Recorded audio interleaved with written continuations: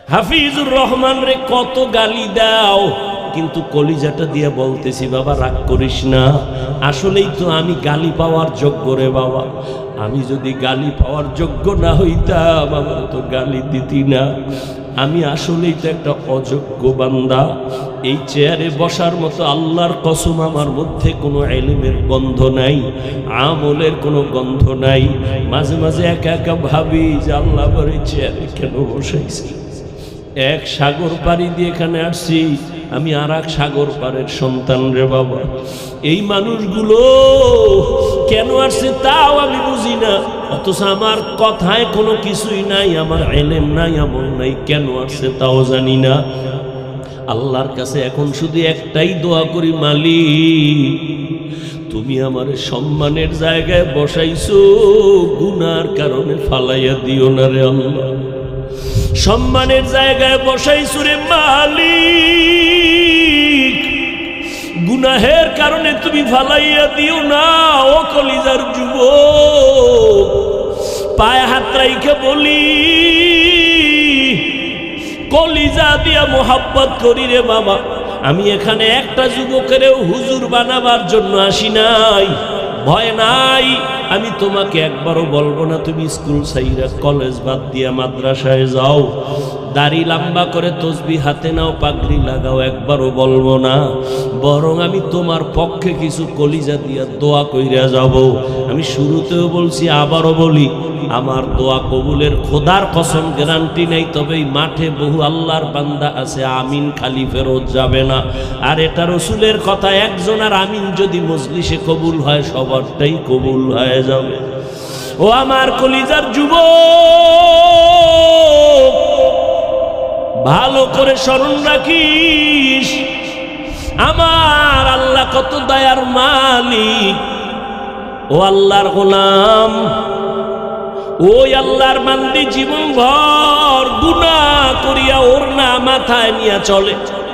ও যুবক, মুজার সাথে ওড়নার একটা মাথা গিরে লাগায় পানি উঠাইছে, মুজার মধ্যে পানি লইয়া দৌড়াইয়া কুকুরের পান করাইয়া দিছে।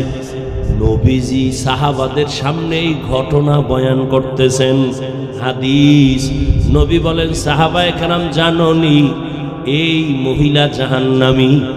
ওড়নার ওই মুজার সাথে বেঁধে পানি উঠায় কুকুরের যখন পান করাইল, কুকুরটা প্রাণ ঠান্ডা হয়ে আস্তে ঘুমায়া গেছে।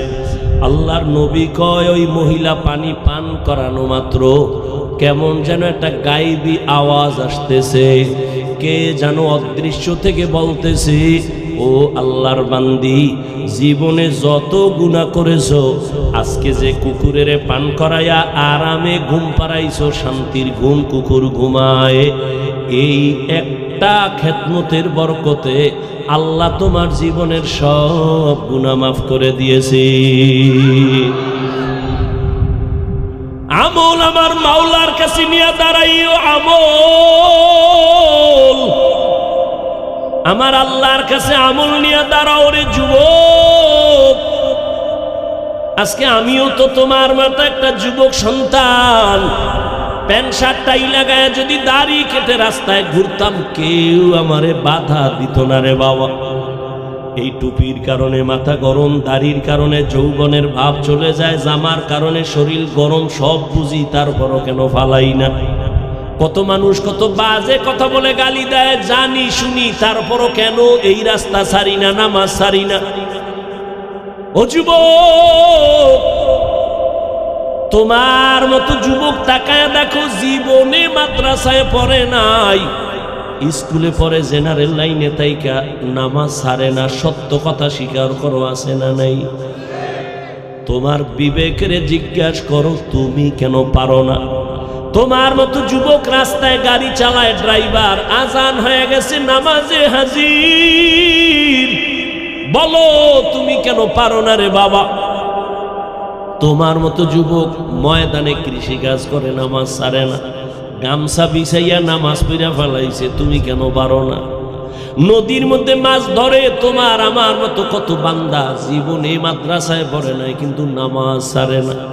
তোমার মতো যুবক আছে কিছু, মনে চায় আমার রুমাল দিয়ে ওর পাও মোছায় দেই, কারণ এত ভালো যে সালাম ছাড়া কথা বলে না, এত নম্র, এত ভদ্র, এত শালীন, মনে হয় কলিজা দিয়া দোয়া করি এই যুবক দিয়েই তো এই জমিনটা আলোকিত হবে।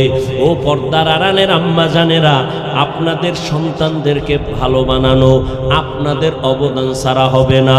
আপনাদের আল্লাহ এত মর্যাদা দান করেছেন, আপনার সন্তানকে ডাক্তার বানাবেন আলহামদুলিল্লাহ বলে দোয়া করে গেলাম, আপনার সন্তানকে ইঞ্জিনিয়ার বানাবেন আলহামদুলিল্লাহ বলে দোয়া করলাম, আপনার সন্তানটাকে প্রফেসর বানাবেন আলহামদুলিল্লাহ বলে দোয়া করলাম। কিন্তু দাবি একটা, বেয়াদব বানাবেন না। আপনার সন্তানের ব্যবহারে কোনোদিন যেন মা বাবা কষ্ট না পায়, আপনার সন্তানের ব্যবহারে কখনো যেন আলেম ওলামারা কষ্ট না পায়, আপনার ব্যবহারে যেন কোনোদিন মুরব্বী ওস্তাদরা কষ্ট না পায়। ও আম্মা জান, আপনার দোয়া আর অবদান ছাড়া সন্তান ভালো বানানোর কোনো সুযোগ নাই। ও আমার কলিজার যুবক, আল্লাহর মোহাব্বত নিয়ে কথাগুলো বলি, হৃদয় থেকে বলি, কলিজা দিয়ে বলি রে বাবা, এখনো সময় আছে, তওবা করে নাও। আল্লাহর গোলাম রসুলের কলিজার এক সাহাবী, অল্প বয়সের কিশোর, শিশুর পরে কথা কয় না, এরপরে যুবক, কিশোর সাহাবী সালাবা তার নাম, কিশোর সাহাবী, এখনো যুবক বয়সে উপনীত হয় নাই, আল্লাহর বান্দা নবীর বড় আদরের। ওই কিশোর সাহাবী সালাবা নবীর এত আদরের, একদিন রাস্তা দিয়ে হাঁটতেছি, খেয়াল করেননি বাবা, বলবো না মোনাজাত দিব? আল্লাহ সবাই রে কবুল করে। মাওলার কাছে 2 ফোঁটা চোখের পানি নিয়ে বাড়ি যাইও রে যুবক। মনের প্রশ্ন করিস, এতগুলো মানুষ, মোনাজাতে অনেক যুবকের কলিজা ভাঙ্গা, চোখে পানি, অথচ তোমার চোখে কেন পানি নাই? মনে করিও আল্লাহ তোমার গুনার কারণে বেজার হয়ে গেছে। থানার মধ্যে পুলিশে আসামি ধইরা নিয়ে বেতের বাড়ি দেয়, কান্না নাই। আর ওয়াজের মজলিসে আল্লাহওয়ালারা বয়ান করে, 200 হাত দূরে বয়ে যুবক কান্না করে। একটু চিন্তা করো, ওরে মারলো কে? ও আল্লাহর গোলাম, আল্লাহর নবী তোমার যে কি আদর করে গেছে তোমার তো মনে নাই। নবী বলেন, আমি এমন এক সমাজে আসছি, মক্কার মানুষগুলো এত চরিত্রহীন, এত খারাপ। ওই প্যান্ডেলে আল্লাহ আমারে পাঠাইছেন, চতুর্দিক থেকে আমার দুশ্মন বারে আর বারে, চতুর্দিক থেকে চায় আমাকে জবাই করবে, এত বিপদ। কিন্তু আমার কপালটা এমন করে আল্লাহ বানাইছি, সন্তান বিপদে পড়লে একটু আব্বারে টেলিফোন করে, আমি মোহাম্মদ এত বড় এতিম, আমি আব্বাকে টেলিফোন করবো দূরের কথা, আমার বাবার চেহারাটাও দেখতে পারি নাই। আমার 6 বছরে আমি মা হারা, বড় অসহায়।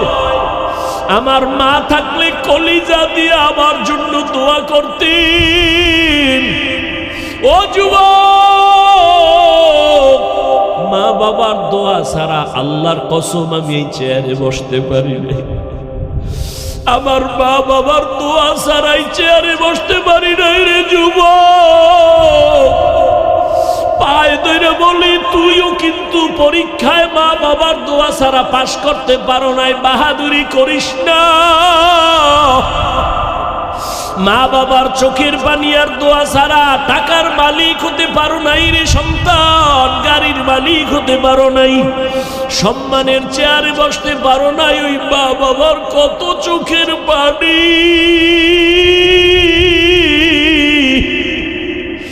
ওই মা বাবার জীবনটা বিসর্জন দিয়ে তোমারে আমারে মানুষ বানাইছেন।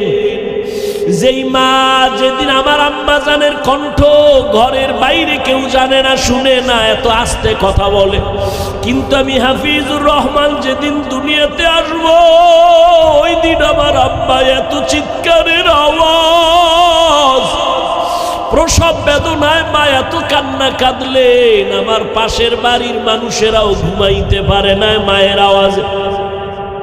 যেই মায়ের কণ্ঠ কেউ জানে না, শুনে না, আজকে আমার কারণে আম্মা জান প্রসব বেদনায় কাঁদে। আমার দাদি নানি পাশে বসে আম্মা জানের বুঝায়, এত কাঁদিও না। আমার আম্মা কয় আমার বোধহয় মরণের ডাক আইসা গেছে। কত মহিলারা বাচ্চা প্রসবকালে মরে যায়, আমি বোধহয় মরিয়া যাব, আমার স্বামীকে একটু আমার কাছে আসতে দাও, আমার স্বামীর একটু একান্তে কথা বলার সুযোগ দাও।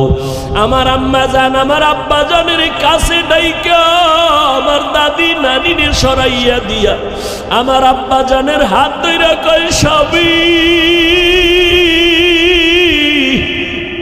তোমার ঘরে আইসা মন ভরিয়া খেদমত করতে পারি নাই, আজ আমার সাত আসমানের বোঝা মাথার উপরে, তুমি আমারে মাফ করিয়া দিও। মরিয়া গেলে দাবি রাখবা না, কষ্ট নিবা না রে স্বামী, মাফ করে দাও। আমার সন্তানের দুনিয়াতে আসার ব্যথা সইতে পারি না, এর থেকে মরা ভালো। আমার আব্বা যেন কান্না করে বলছিলেন, ও বিবি ধৈর্য ধারণ করো, কান্না করিও না। আমার আম্মা জানের সান্ত্বনা দিয়া আমার আব্বা যেন সামনের দরওয়াজা খুলিয়া পাশে গিয়া যায় নামাজ বিছায় কাঁদে, ও আল্লাহ আমার স্ত্রীকে সুস্থ করে দেও, আয় আল্লাহ নিরাপদে আমার সন্তানটাকে দুনিয়ায় পাঠাও।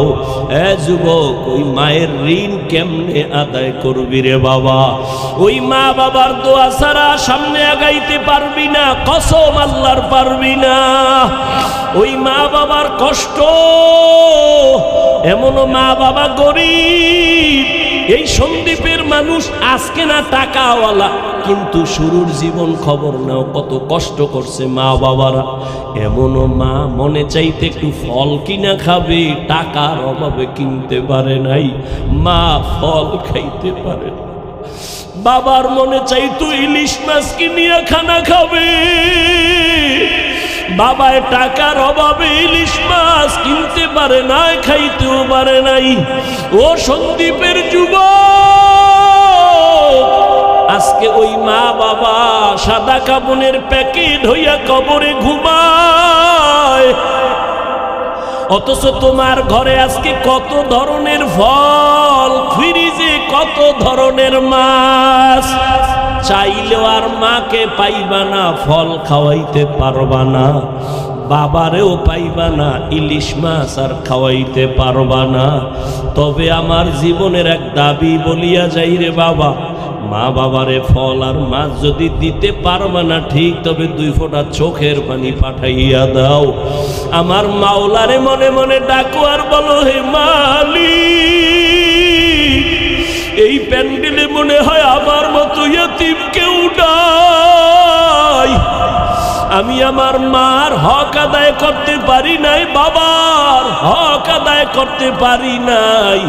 ওই আমার মা বাবায় কবরে আমার দিকে তাকায় আছে একটু সওয়াবের আশায়। ও সন্তান, ওই মা বাবারে ভুইলা গিয়া কেমনে ঘুমাও?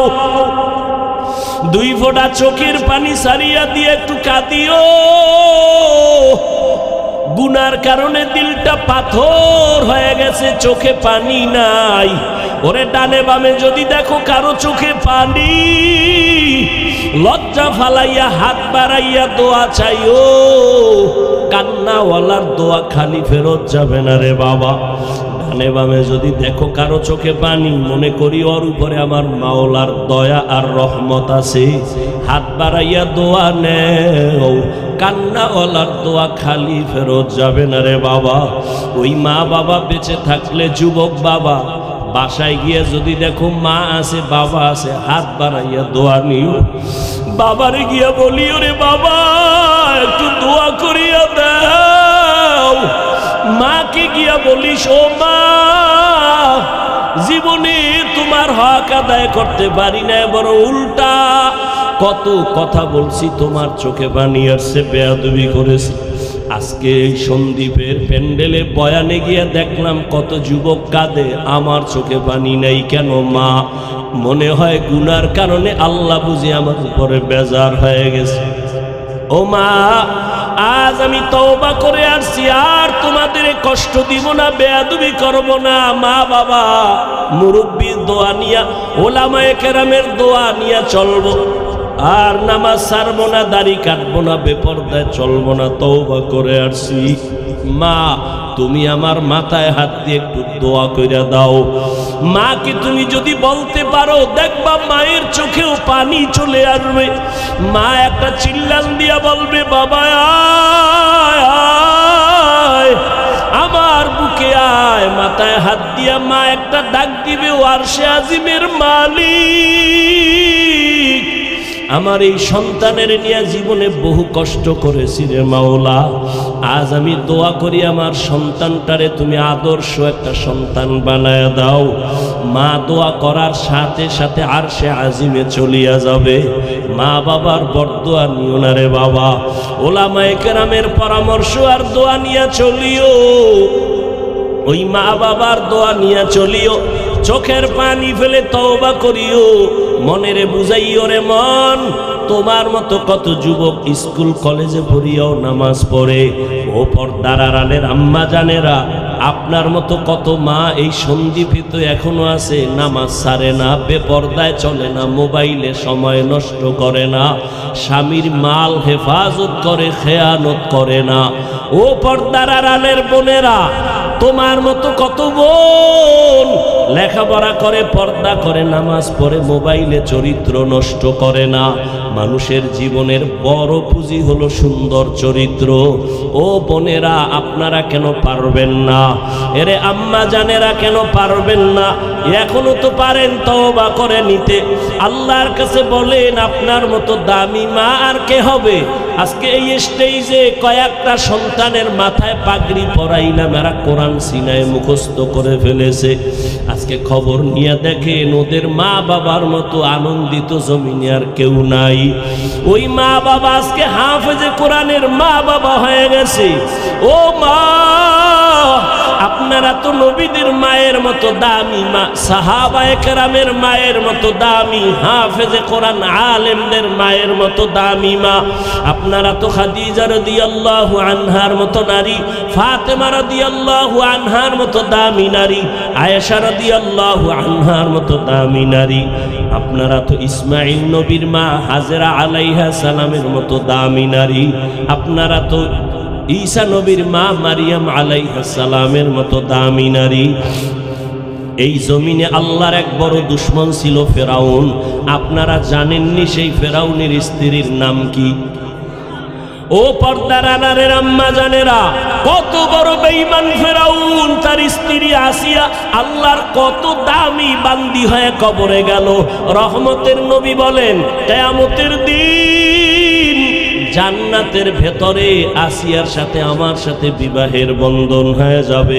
ও আম্মা জানেরা, ফেরাউনের ঘরে থাইকা আপনার ওই আসিয়া কত আল্লাহর মোহাব্বত নিয়ে গেলেন।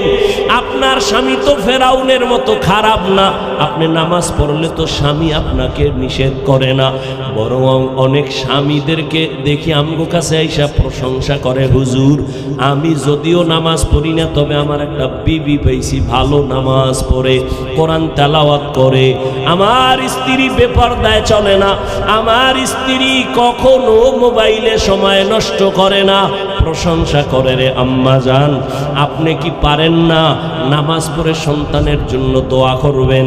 সন্তানের যদি বুঝাইতেন, বাবা তুই একটা আদর্শ ডাক্তার হও, আদর্শ ইঞ্জিনিয়ার হও, তুমি একজন আদর্শ প্রফেসর হও, কোনোদিন কারো সাথে বেয়াদবি কইরা বরদোয়া নিবা না।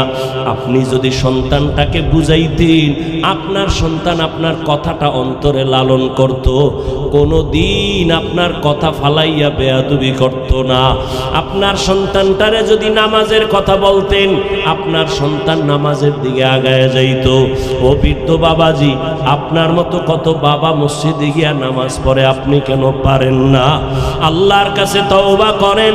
ও মা বোনেরা, এখনো সময় আছে, তওবা করেন।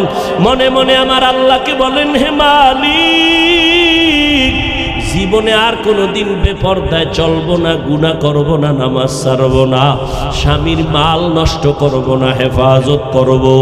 ও যুবক বাবা, এখনো সময় আছে, তওবা করে নাও। আমি বয়ানের শুরুতেই বলেছিলাম, জানি না কার কপাল খারাপ আর ভালো।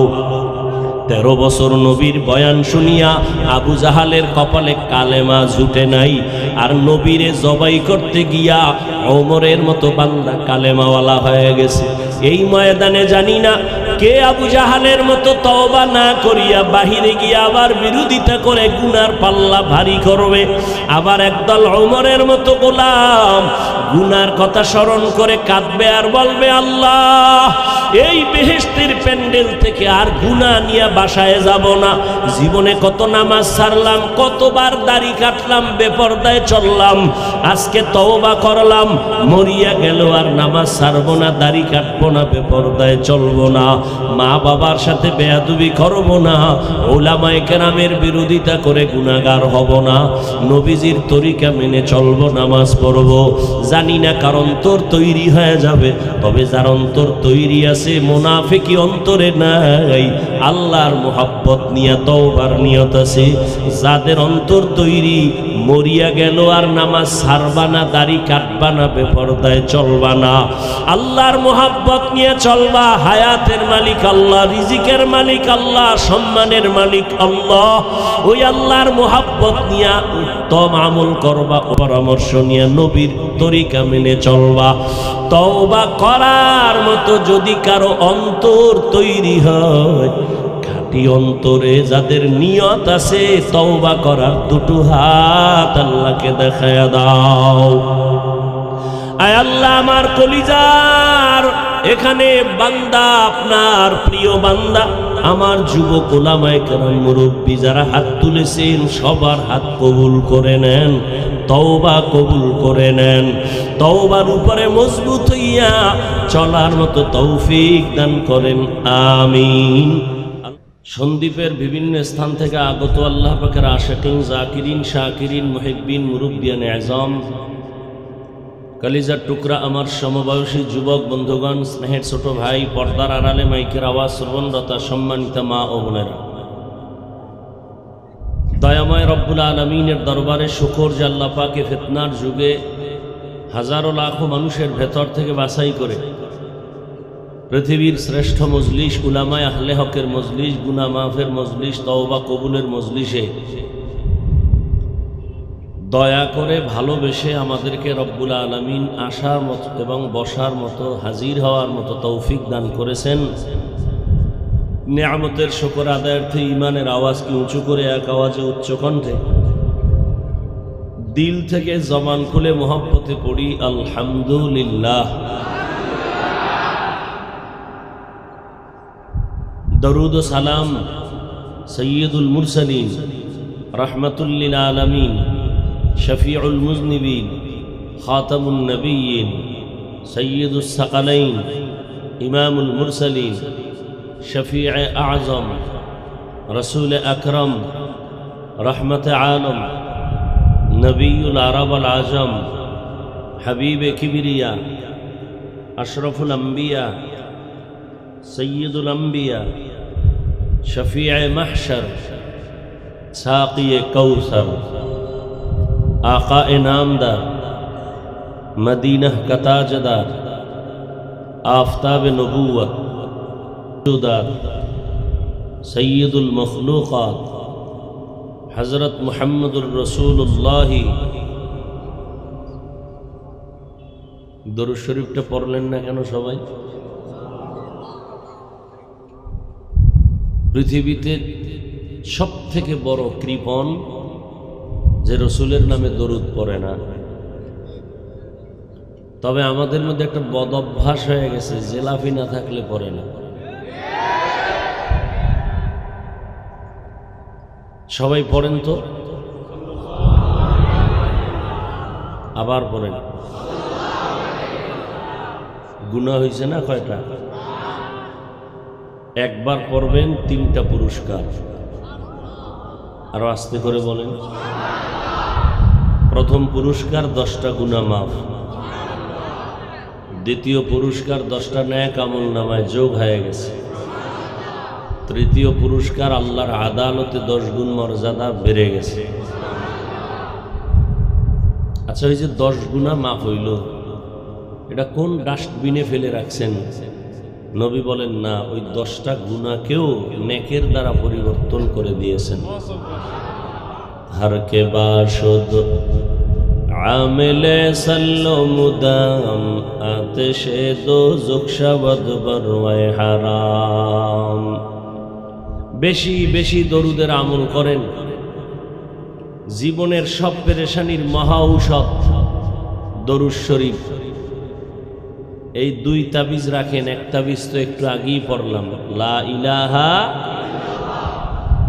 হাজারো পেরেশানি দূর হয়ে যাবে। যে লাইনে থাক, দরুদের আমল করেন। আল্লাহ যদি জিজ্ঞেস করেন হাসরের দিন, যে বান্দা তুই জীবনে যত পাপ করছো সব মাফ করে দিলাম, একটা ছোট্ট আমল আমাকে দেখা, যে আমলটা শুধু আমার জন্য করেছো। আজকে যদি একটা আমল দেখাইতে পারো, তা আমি তোকে জান্নাত দিব, তোর জীবনের সব অপরাধগুলো মাপ। একটা আমল দেখা। কি নামাজি আল্লাহর বান্দারা, হাজী সাহেব, পীর সাহেবের মুরিদ, তাবলিগওয়ালারা, বাহাদুরি ভাব নিয়ে যারা চলেন, অনেক কিছু আপনি হয়ে গেছেন। এটা হিসাব মিলান তো, একটা আমল ছোট হোক আল্লাহর কাছে পেশ করতে পারবেন। জীবনে এমন কোন একটা আমল আছে? এত এত মাস্তানি ভাব কেন? এত বাহাদুরি ভাব কেন?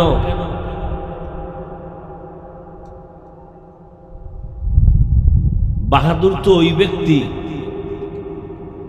যাকে প্রশ্নের আদালতে আটকাইতে পারবে না।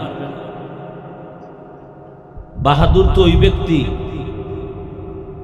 যে কোনো আদালত তাকে দোষী সাব্যস্ত করে গ্রেফতারি পরোয়ানা জারি করতে পারবে না। আমাদের মধ্যে এত বাহাদুরি, আবেগ কেন? কিসের বাহাদুরি? এত অহংকার কেন? কি পুঁজি নিয়ে অহংকার করি? আমি বড় বক্তা, আমি বড় মুফাসসির, আমি বড় মুহাদ্দিস, আমি মুফতি। কত বড় বক্তা আমি! তুমি বড় হতে হতে হতে হতে কত উঁচু। কয় এটা সন্দ্বীপ একটা থানা, সন্দ্বীপের এক গৌরব। আল্লামা জামাল উদ্দিন না, আল্লাহ তার কবরকে জান্নাতুল ফেরদাউসের মাকাম বানায়। তার মতো হতে পারবো? সম্ভব? এই বরত্বের ভ্যালু কি? একজনের টাকা লয়ে বাহাদুরি করে, আমি অনেক টাকাওয়ালা।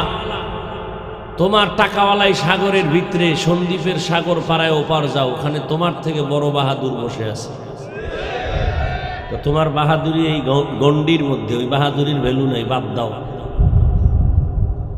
তুমি বড় মুফতি সাহেব, তুমি মুফাসসির, নোয়াখালী জেলার মুফাসসির, যার বয়ান বুঝতেও জ্ঞান লাগে, এলেম লাগে। আল্লামা হাবিবুল্লাহ মিসবাহ রহমতুল্লাহ আলাইহি। বেয়াদবের তো আর বুঝায় লাভ নাই, আর বেয়াদব জান্নাতও পাবে না, ও দুনিয়াও বরবাদ, আখেরাতও বরবাদ। বেয়াদবের কোনো ধর্ম নাই, বেয়াদবের কোনো নীতি নাই, আদর্শ নাই। ও নিজে নিজে আদর্শ বানায়, আর বাপমার লাগে গাদ্দারি করে, ওস্তাদের সাথে করে, ও নিজেরটারে মনে করে এটাই সঠিক, কিন্তু বাপমা মানে না, কয় তুমি খারাপ। ও নিজে যেটা বানায় বলে এটাই সঠিক, ওস্তাদ যদি বলে হবে না, কয় তুমি খারাপ। ইমাম সাহেব যদি বলে তোমারটা ঠিক না, কয় তুমি খারাপ। বেয়াদবের এই চরিত্র। হাবিবুল্লাহ মিসবাহ রহমতুল্লাহ আলাইহি তাহাজ্জুদের সিজদায় ইন্তেকাল হয়েছে।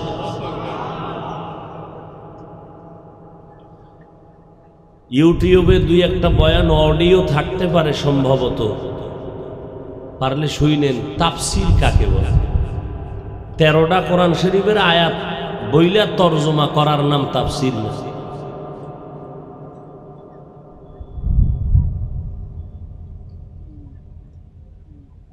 আল্লাহ আমাদেরকে অহংকার মুক্ত বিনয়ী জিন্দেগি দান করেন।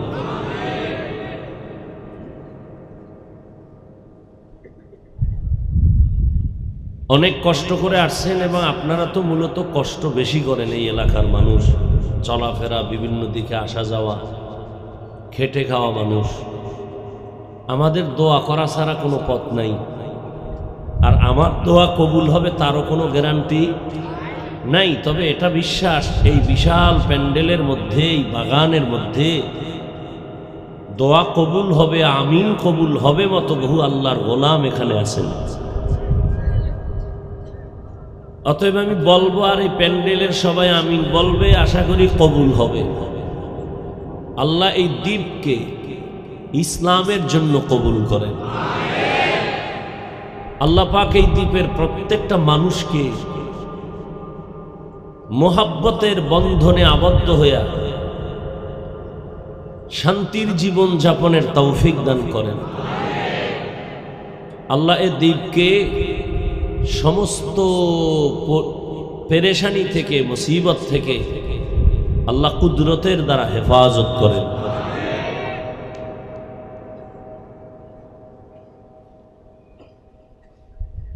এজন্য দরুদ শরীফ পড়েন, পড়বেননি? কমপক্ষে 100 থেকে 300 বার। সারাদিন তো ব্যস্ত, টাইম কই? ঘুমের আগে বিছানায় বসে একটা তসবিহ হাতে নিয়া, সময় বেশি থাকলে নামাজে যে দরুদ পড়ি এটা পড়বেন, আর সময় কম থাকলেই সংক্ষিপ্ত যেটা এটা পড়বেন। কতবার বলছি? আমি 100 বার বলি না, কয়বার? 300 বার। এই আমলটা যদি চালু রাখেন ইনশাআল্লাহ, অজু সহকারে দরুদ পরে ঘুমাবেন, ডান কাতে ঘুমাবেন, চেহারাটা কিবলার দিকে ফিরায় রাখবেন, ইনশাআল্লাহ ঘুমের ঘরে রহমতের রসুলের সাথে মোলাকাত হয়ে যাবে। আল্লাহ কবুল করেন। আপনার ব্যবসায় ঝামেলা, দরুদের আমল করেন। অসুস্থতা দূর হয় না, দরুদের আমল চালায় দেন।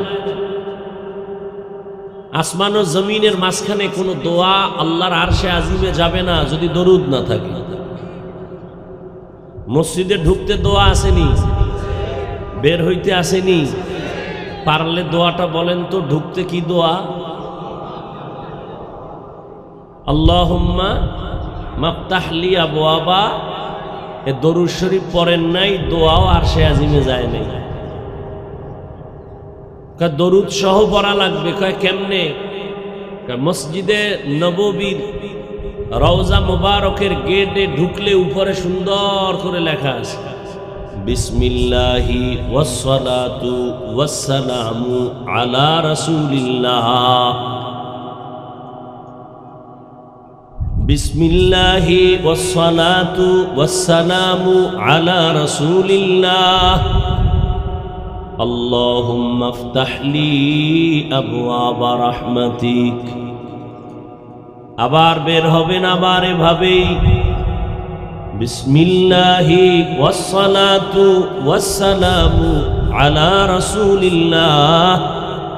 আল্লাহুম্মা ইন্নী আসআলুকা মিন ফাদলিক। দুনিয়ার সব পারেন, এটা পারেন না, আপনি মুসলমান হইয়া লাভ হইল কি? আখিরি নবীর উম্মত হইয়া লাভ হলো কি? চালাকি করে তো জান্নাত পাওয়া যাবে না। দুনিয়ায় না চালাকি চলে, আল্লাহর আদালতে তো চলে না। আল্লাহ আমাদের সবাইকে দরুদের আমল করার তৌফিক দান করেন। কষ্ট করে আসছেন, কিছু কথা শুনবেন তো ইনশাআল্লাহ। এ কথা বলি কেন জানেন? এখানে আসতে কপাল লাগে, মন চাইলে আসা যায় না। কি লাগে ভাই? এই প্যান্ডেলে বসতেও কপাল লাগে, আবার বসার পরে মোনাজাত দিয়া মা বাবার জন্য দোয়া করে নিজের অপরাধ ক্ষমা চাইয়া কান্না করে বিদায় হতেও কপাল লাগে। অনেকেই প্রচারণা শুনছে, মাহফিল আসতে পারে নাই, মাওলায় না আনলে আসবে কিভাবে? আবার অনেকে আসছে, এই বেহেশতের প্যান্ডেলে ঢুকতে পারে নাই। এরা কোথায়? এরা মহিলা প্যান্ডেল তাওয়াফ করে, কেউ বা দোকানে মার্কেটে ঘুরে ঘুরে তাজা তাজা কবিরা গুনাহ করে। কি মনে হয় এদের কপাল খুব ভালো? আপনারা আমিন বললে আশা করি কবুল হবে। আমি দোয়া করি আল্লাহ এদের সবাইকে হেদায়াত দান করেন। আবার অনেকে প্যান্ডেলে বসছেন, কপালের মাঝখানে একটা পর্দা ফালায় রাখছে মোবাইল। এগো কপালটাও বেশি সুবিধা না। প্রতি বছরই বলি, আজও বলি, যদি আমি জিজ্ঞাসা করি যারা একটু বুদ্ধি খাটায় চালাক, এরা জবাব দিবে হাফিজ ভাই বছরে একদিন আসলেন, মোহাব্বতে আসছি, মোবাইলটা নিয়ে একটু রেকর্ড করুন। তা আমি যদি পাল্টা জবাব দেই, তুমি 200 হাত দূরে বৈশা মোবাইল ধইরা রেকর্ড করলে আর ছবি তুললে একুরেট হবে না, রেকর্ড হবে, বরং তোমার কাজটা নিখুঁতভাবে মিডিয়াওয়ালারা করতেছে। তোমার প্রয়োজন হলে সকালবেলা ডাউনলোড করে নিতে পারবা। অতএব শুধু শুধু মোবাইলটা নিয়ে তুমি আমাকে দেখাও কেন যে আমি মোবাইলওয়ালা? তোমার এতদূর বুদ্ধি না থাকলে সকালবেলা কচু গাছ খুঁজো, তোমার বেঁচে থাকার সার্থকতা নেই। এতদূর জ্ঞান যদি তোমার না থাকে, একটা বেহেশতের বাগানে বৈশাও যদি তোমার কপাল পুড়ে যায়, তা তোমার কপাল নিয়ে দুনিয়াতে বেঁচে থেকে লাভ কি? তুমি তো হতভাগা। এটা কেমন প্যান্ডেল তুমি জানো? রহমতের নবী বলেন, এখানে বসার সাথে সাথে জীবনের সব গুনাহ মাফ। নবীজি বলেন, যারা ঘর থেকে বের হইছে উলামায়ে আহলে হকের মোলাকাতে, প্রত্যেকের সাথে 70,000 রহমতের ফেরেশতাকে আল্লাহ কাফেলা বানায় দিয়েছেন। এখানে বসে উলামায়ে কেরামের কথা শুনবেন, দ্বীনের একটা মাসআলা শিখবেন, 100 রাকাত নফল নামাজের সওয়াব পেয়ে যাবে। এটা তো ওই প্যান্ডেল যে প্যান্ডেলে কোনো ভেদাভেদ নাই, কে বড় কে ছোট আছে। মানুষ জ্ঞান খাটায় এতটুকু চিন্তা করলেই তো হেদায়েতের দরজা পেয়ে যাবে।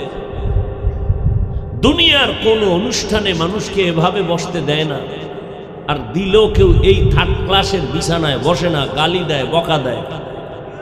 কিন্তু এখানে কেউ কোনো কষ্ট পায় নাই, বরং যে যেখানে সুযোগ পেয়েছে বসে গেছে, পায় না দাঁড়ায় গেছে, অন্তরে কোনো কষ্ট নাই।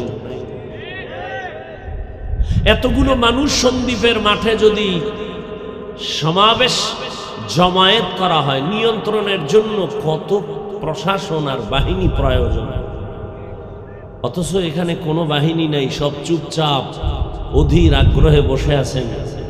কিছু নাস্তাও দেওয়া হবে না, তাও জানো, টাকাও দেওয়া হবে না আসা যাওয়ার। অনেক তো প্রোগ্রাম এরকম হয়, আসা যাওয়ার গাড়ি ভাড়া দেয়, আসো গাড়ি ভাড়া ফ্রি, আসো। এখানে কি কিছু দেওয়া হয়েছে? বরং আরো টাকা মাদ্রাসায় রেখে দেওয়া হয়েছে। এটা কেমনে সম্ভব? এতটুকু চিন্তা করলে অনেক হেদায়েতের রাস্তা পরিষ্কার হয়। আমরা তো চিন্তাই করি, চিন্তা করার সময় নাই। আর চিন্তা ভালো দিকে করার রাস্তাটাকে টোটাল চরমভাবে বন্ধ করে দিয়েছে পৃথিবীর ইন্টারন্যাশনাল বেঈমানের বুদ্ধি আর মাথা মোবাইলের দ্বারা। নামাজে দাঁড়াবা, চিন্তা আল্লাহ নিয়ে না, মোবাইল নিয়ে। সারাদিন দোকানদারি করে সন্ধ্যায় বাসায় গেছে, সন্তানের হক আদায় করবে, স্ত্রীর হক আদায় করবে। কয় না, সারাদিন তো দোকান আর চাকরির হক আদায় করলাম, রাতে একটু মোবাইলের হক আদায় করি। হাসবেন না, আমি হাসির কথা বলি নাই।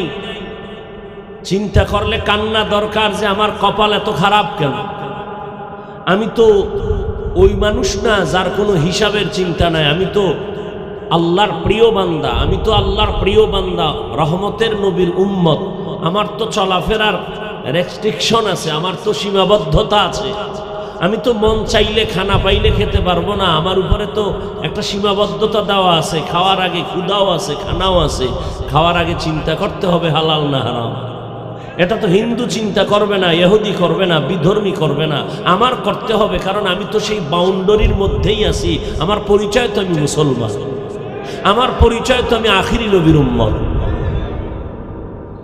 কেন চিন্তা করবেন না? নিজের চিন্তা নাই, ছেলের চিন্তা নাই, মেয়ের চিন্তা নাই, স্ত্রীর চিন্তা নাই, পরিবারের চিন্তা নাই, আর একজনের ফাও চিন্তা নিয়ে সময় নষ্ট। আল্লাহ আমাকে আপনাদের সবাইকে হেদায়াত দান করেন। তাহলে শেষ দোয়া কইরা যাওয়ার কপাল কি হবে আপনাদের? নিয়তের মধ্যে যেন ঝামেলা না থাকে।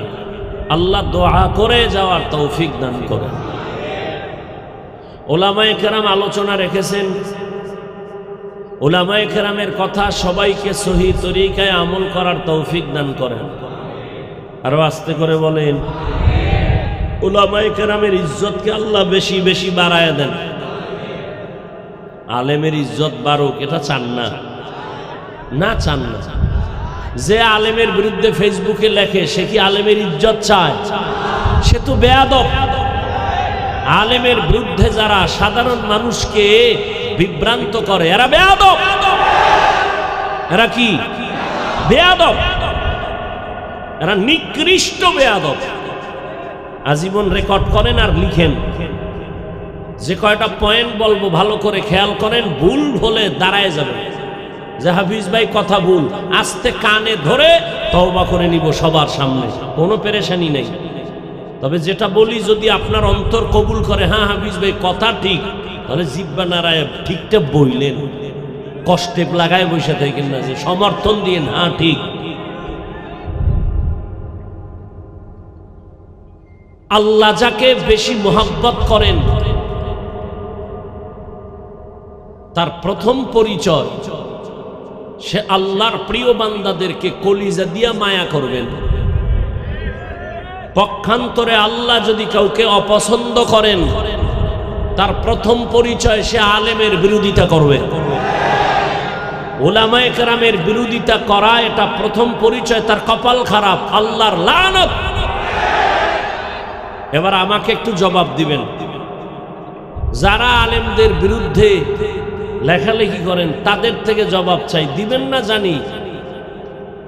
বলেন তো, আমার বিরুদ্ধে যদি আপনি লেখেন, খুব খেয়াল করে জবাব দিবেন, আমি বেয়াদবি মাপ চাই। এখানে সবার থেকে আমি ছোট, সর্বসাইটে ছোট। আপনারা অনেক জ্ঞানী মানুষ, অনেক বুদ্ধিমান। আমি অন্তর থেকে বলছি কথাগুলো, তাকাল্লুফি না। আল্লাহর ওয়াস্তে একটু বিবেক দিয়ে জবাব দেন, সত্য কথাটা স্বীকার করেন। আমার বিরুদ্ধে যদি আপনি ফেসবুকে লেখেন, ইসলামের কি লাভ হবে আমাকে একটু বলবেন একজনে? যে হ্যাঁ হাফিজ ভাই আপনার বিরুদ্ধে লেখলে ইসলামের অনেক লাভ, তাহলে আপনি লেখেন। নাম্বার 2, আমার বিরুদ্ধে লেখলে আপনার লাভ কি? আপনাকে সন্দীপওয়ালারা ফুলের মালা দিবে, হ্যাঁ? আচ্ছা সন্দীপ বাদ দেন, পৃথিবীতে আপনার মাথার মুকুট আপনার মা, কথা ঠিক? আপনি মার কাছে গিয়ে আজকে বলবেন, আম্মু আমি কিন্তু হাফিজুর রহমানের নাম শুনছো নি? কহা শুনছি। সরমনার পিসাবের নাম শুনছো? হ্যাঁ শুনছি।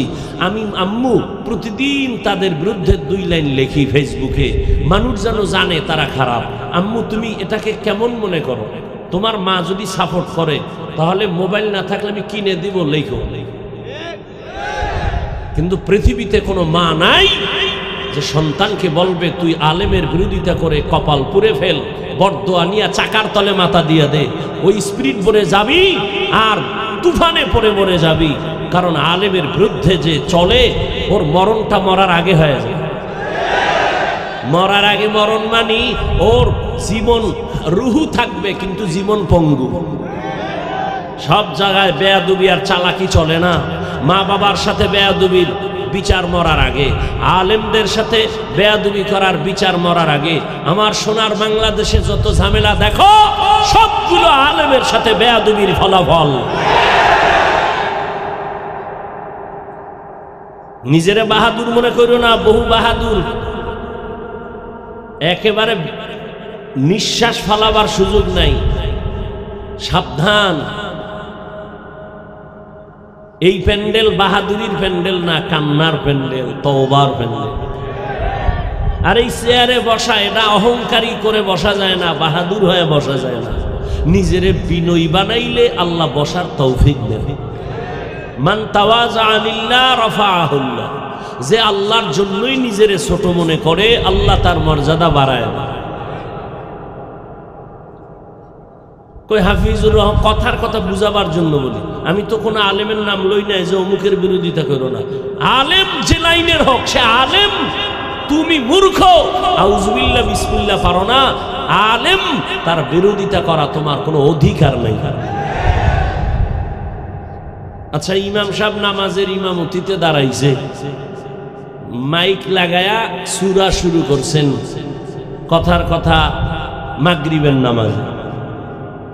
তো মসজিদে মুসল্লি, ইমাম সাহেব আলহামদু শুরু করছেন।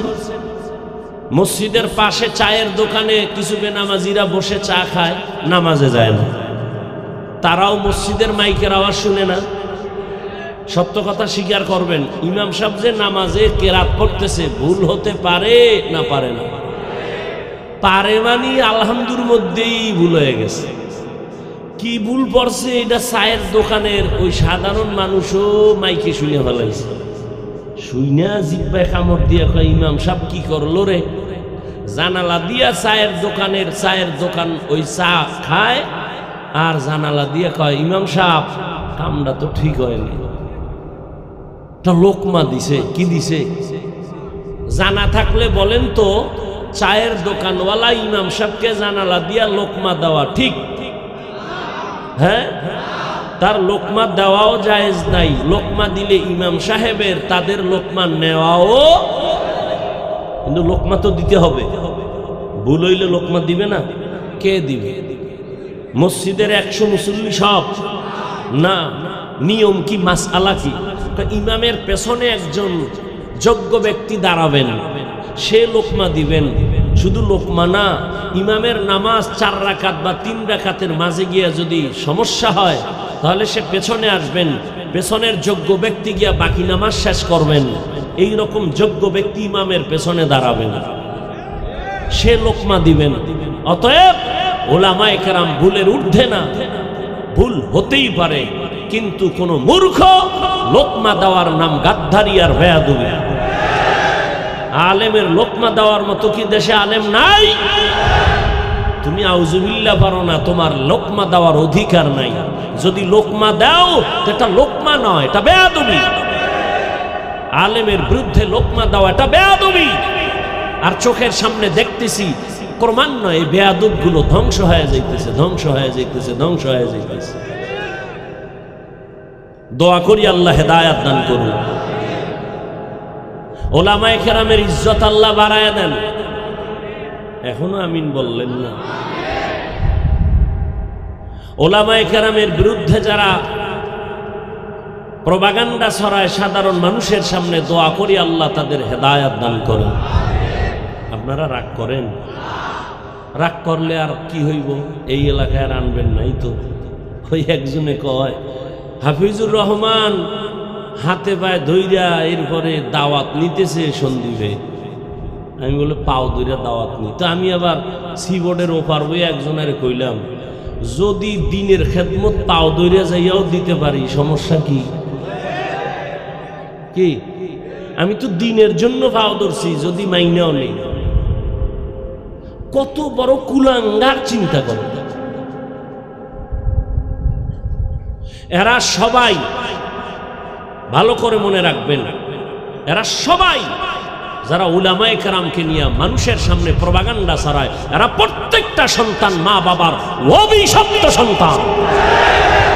একটা সন্তানও মা বাবার আদরের নয়, সবগুলো সন্তান মা বাবার অভিশপ্ত সন্তান। ভালো মায়ের সন্তান, আদরের সন্তান কোনোদিন আলেমের বিরুদ্ধে বলা এ নিয়ে পড়ে থাকার আর সময় পাবেন। অভিশপ্ত সন্তানগুলো এই কাজগুলো করে, এই কাজ না, এটা আকাম। আল্লাহ হেদায়েত দান করুন। আজ আমি আসলাম, আবার আপনাদের সন্দীপে আসবেন আধ্যাত্মিক জগতের রাহবার, যাদের বয়ানে শরীর নয় আত্মা পরিশুদ্ধ হয়, আত্মা জিন্দা হয়, মানুষ বেনামাজির থেকে নামাজি হয়। গাছ তোমার নাম কি? ফলে ওস্তাদ আপনি ভালো না খারাপ? কয় ছাত্রের দ্বারা পরিচয়। ঠিক নি? আব্বাজান আপনি ভালো না খারাপ? আমার সন্তান পরিচয়। পীর সাহেব আপনি ভালো না খারাপ? আমার গাঞ্জাখোর মুরিদ আমার পরিচয়। উজানি চরমনাই ভালো না খারাপ? কয় রিক্সার ড্রাইভার ভাগরি মাথায় দিছে, এটা আমার পরিচয়। চরমনাইয়ের পীর সাহেব হুজুর আসতেছেন কবে? 14 তারিখ। ওলামায়ে কেরাম আসবেন, আজীবন বলে গেলাম, সুযোগ পাইলে শেষেও আমি যুবকদের জন্য কিছু কথা বলে যাব।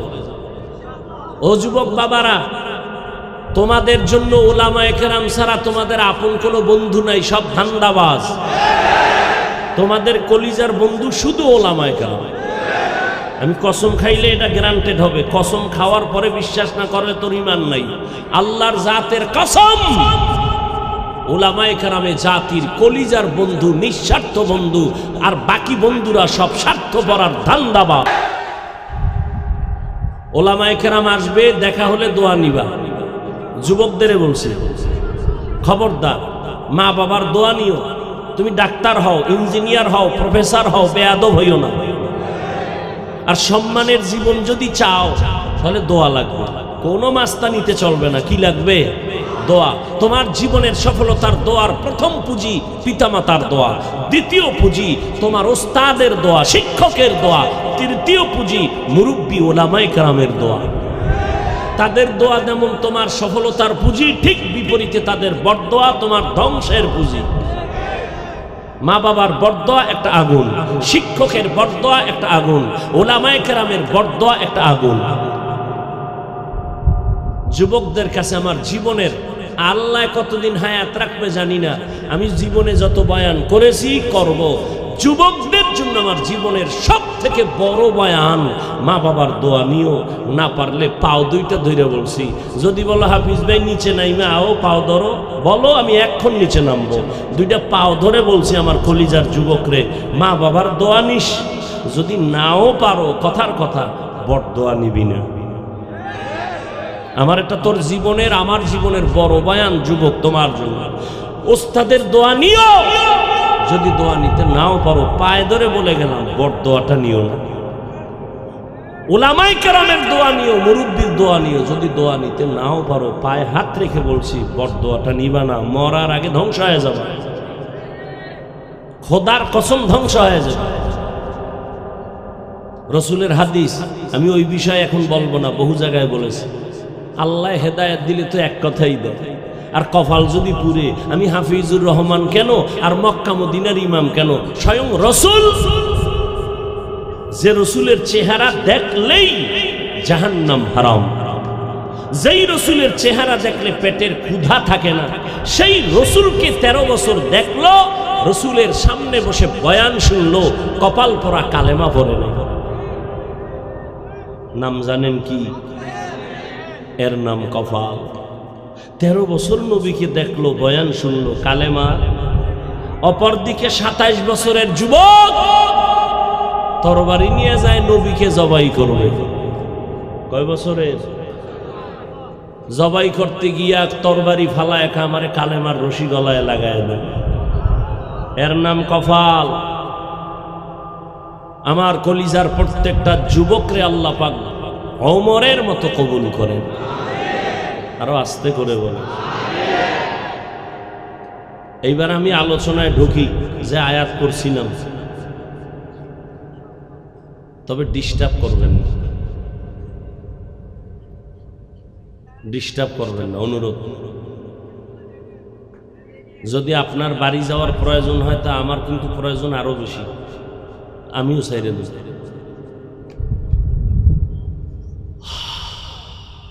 ফামান কানা ইয়ারজু লিকা রাব্বিহি ফালইআমাল আমালান সালিহা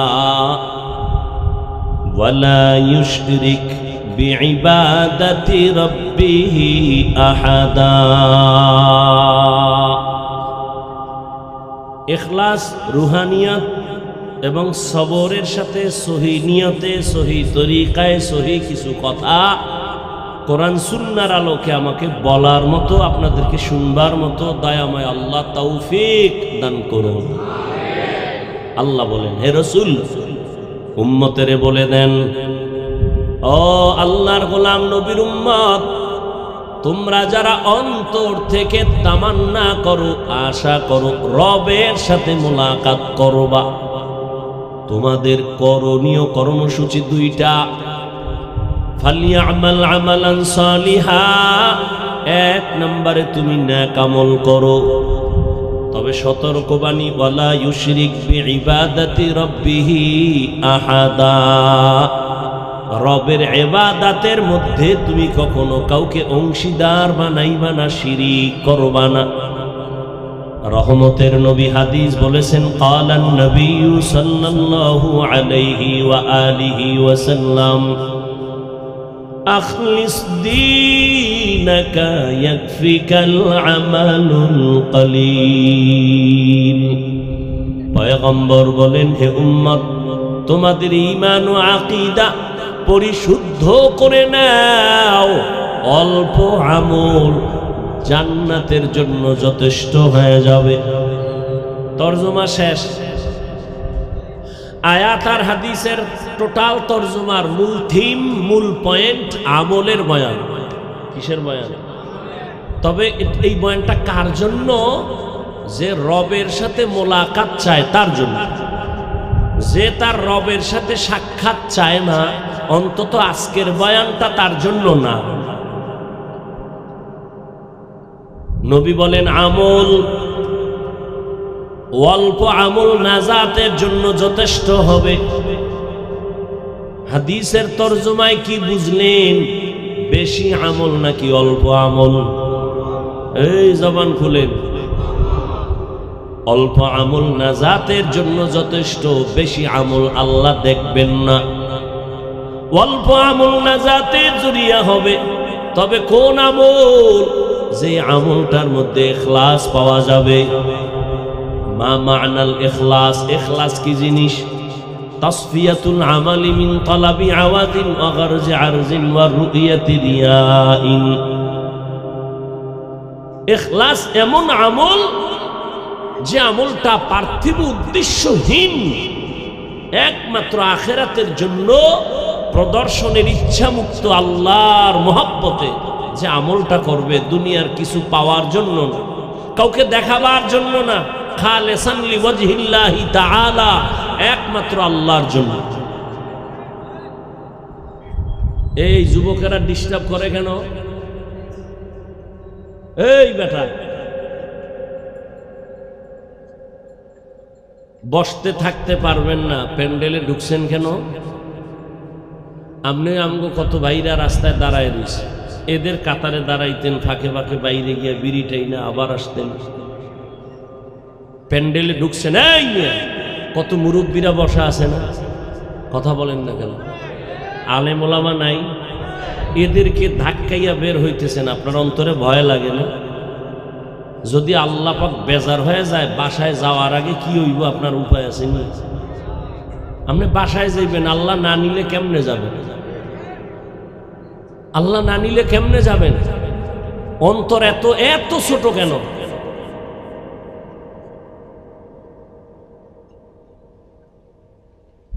ওই যে বলছি, এখানে আসতে কপাল লাগে, বসতে কপাল লাগে, দোয়া কইরা যাইতেও কপাল লাগে, বললে তো দিছি শুরুতে।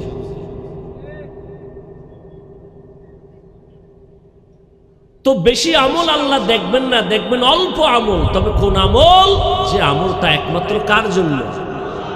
ওয়ামা উমিরু ইল্লা লিয়াবুদুল্লাহা মুখলিসিনা লাহুদ্দীন। इखलास के अमाल ये जन्नत के हमरा, परहेज के मकासद है जो तक़वा से हासिलमंद। परहेज के मकासद है जो तक़वा से हासिलमंद। बगैर जो अमाल हो इखलास व तक़वा, बर्बाद तेरे जिंदगी ऐ होशे नज़रमंद। बर्बाद तेरे जिंदगी ऐ होशे नज़रमंद।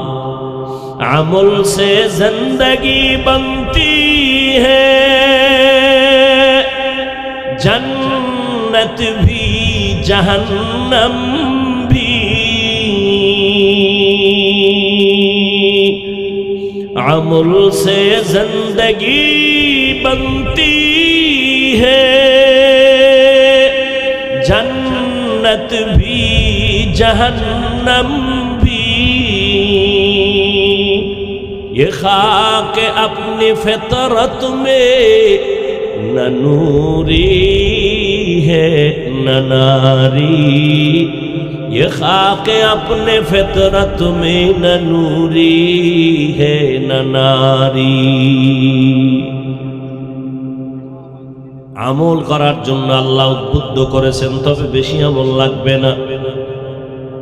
কিন্তু একদল আল্লাহর বান্দারা কয় আমলই লাগে না, এমনি তো নাচনেওয়ালা বুড়ি, আরো যদি পায় ঢোলের বাড়ি। উম্মত তো এমনি আমল করতে চায় না, আবার এর মধ্যে একজন টুপিওয়ালা বলে বেশি আমল লাগেই না।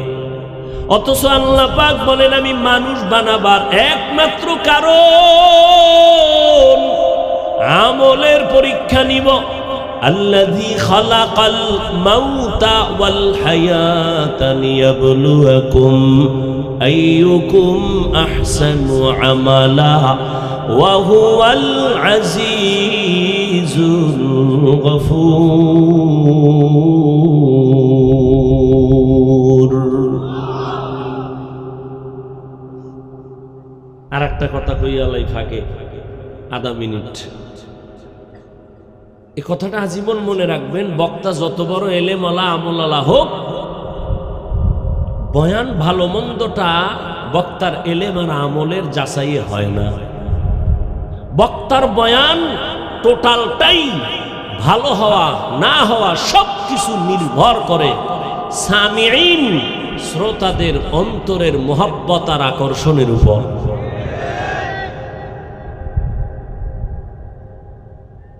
আপনাদের অন্তরের কি হালাত, ওই অনুযায়ী আল্লাহ কথা বের করবেন। আমরা তো আর মুখস্থ নির্ধারণ করে ঢাকার থেকে বের হই না যে আজকে এই কথা বলব। আউযুবিল্লাহ পড়ছি, বিসমিল্লাহ ঢুইকা ভাবছি কোন আয়াতটা পড়ব, সামনে যে আয়াত চলে আসছে জেহেনে ওটাই পড়ে ফেলছি। এখন এই আয়াত দিয়ে কি বয়ান হবে আল্লাহ ভালো জানেন। তবে নির্ভর আপনাদের অন্তরের মোহাব্বত, দোয়া আর আকর্ষণের উপর। অনেক জায়গায় বয়ানে বসলে খুঁজি বয়ান কই, আর অনেক জায়গায় বয়ানে বৈশা ঘড়ির টাইমের দিকে তাকায় দেখি 1.25 ঘন্টা চলে গেছে, টেরি হইল। সব আল্লাহর কুদরত। আপনাদের তো এক রাতের কষ্ট, আর চিন্তা করেন পরের বাড়ি খায় হুজুরগার টেনশন। পৃথিবীতে ওলামায়ে কেরাম এই যে চিৎকার দিয়ে কথা বলেন, এর থেকে কষ্টের আর কোনো কাজ জমিনে নাই। এরপরে যদি কাজটা হয় না খাইয়া আর ঘুমা, টাইম মতো ঘুম নাই, খানা নাই। একটা মানুষ ঠিক মতো না ঘুমাইলে তার কথাবার্তার ব্যালেন্স থাকে না। যাই হোক, আপনাদের দোয়া ছাড়া বয়ান করা সম্ভব না। দোয়া বড় দামি একটা পুঁজির নাম, স্বতন্ত্র একটা ইবাদতের নাম দোয়া। আর দোয়া হুয়াল ইবাদাহ। আল্লাহ কি বললেন? আল্লাযী খালাকাল মাউতা ওয়াল হায়াতা লিয়াবলুয়াকুম আইয়ুকুম আহসানু আমালা। আমি মানুষের হায়াত আর মরণের স্টেশন বানায় মানুষ পাঠাইছি, একটা পরীক্ষা নিব আমলের। আহসানু আমালা, আমি দেখব কারা ভালো আমল করে। আকসারু আমালা বলেন নাই, কারণ আমি বেশি আমল দেখব না, ভালো আমল দেখতে চাই। আল্লাহর নবীও বলেন বেশি আমল না, অল্প আমল নিয়ে আল্লাহর আদালতে হাজির হও। অল্প আমলটাই নাজাতের জন্য যথেষ্ট হয়ে যাবে। আমি বয়ানের শুরুতেই বলছিলাম, জীবনে যদি একটা আমল নিয়ে আল্লাহর আদালতে দাঁড়াইতে পারেন, ও আল্লাহ জীবনে কোনো আমল করতে পারি নাই, একটা ছোট্ট আমল নিয়ে আসছি, মেসওয়াকের একটা আমল, দস্তারখানের একটা আমল।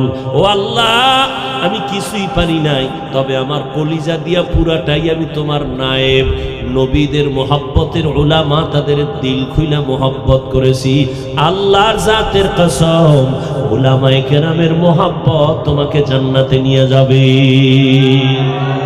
আতিনা ফি দারে দুনিয়া না হাসান, আতিনা ফি দারে উকবা না হাসান, ইয়া গিয়াসাল মুস্তাগীসিন ইহদিনা লিফতিখারা বিল উলুমে ওয়াল গিনা। হর গড়ি দে নে কো তু তৈয়ার হ্যায়, जो न मांगे उससे तू बेजार है। বেশি আমল না অল্প?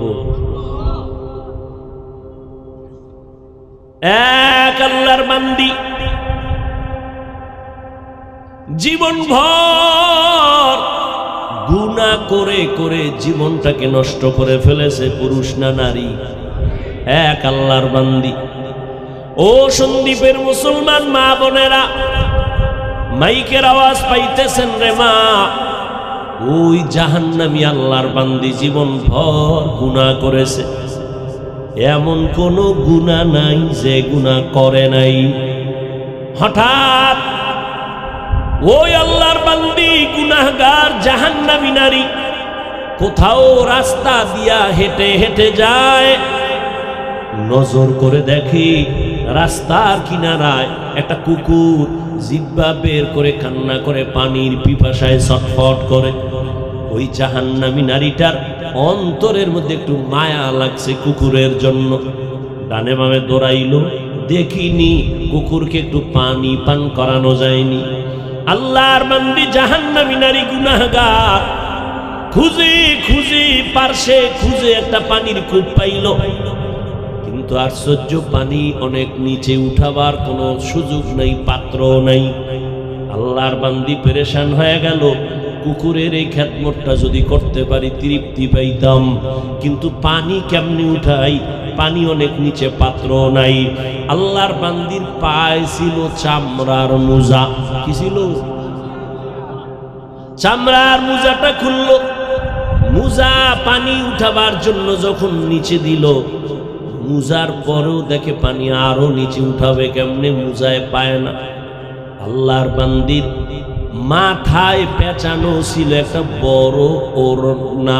কি ছিল? জাহান্নামী নারী মাথার ভেতর একটা বড় ওড়না লাগাইয়া চলে। আর আমার দেশে এত মাদ্রাসা, এত আলেম, এত মুসলমান, এত তাবলীগ, এত পীর মাশায়েখ, এত বয়ান, এত বয়ান, অথচ আমার দেশের কলিজার বোনেরা রাস্তা দিয়া চলে, ওড়না তো রাখেই না। শর্ট ওড়নাও যদি রাখে তাও মাথায় না, ফ্যাশন কইরা গলার মাফলা বানায় রাখে। কেমন দেশে জন্ম নিয়েছ রে মুমিন! মেয়ে যদি ওড়না না পরে, বাবায় যদি চাপ দিয়া কয় পড়তেই হবে, দুনিয়ার আদালত বলে বাবা হয় সন্তানের ওড়নার জন্য প্রেসার দেওয়া যাবে না। আমরা এমন সোনার বাংলার সন্তান, বড় দুঃখ।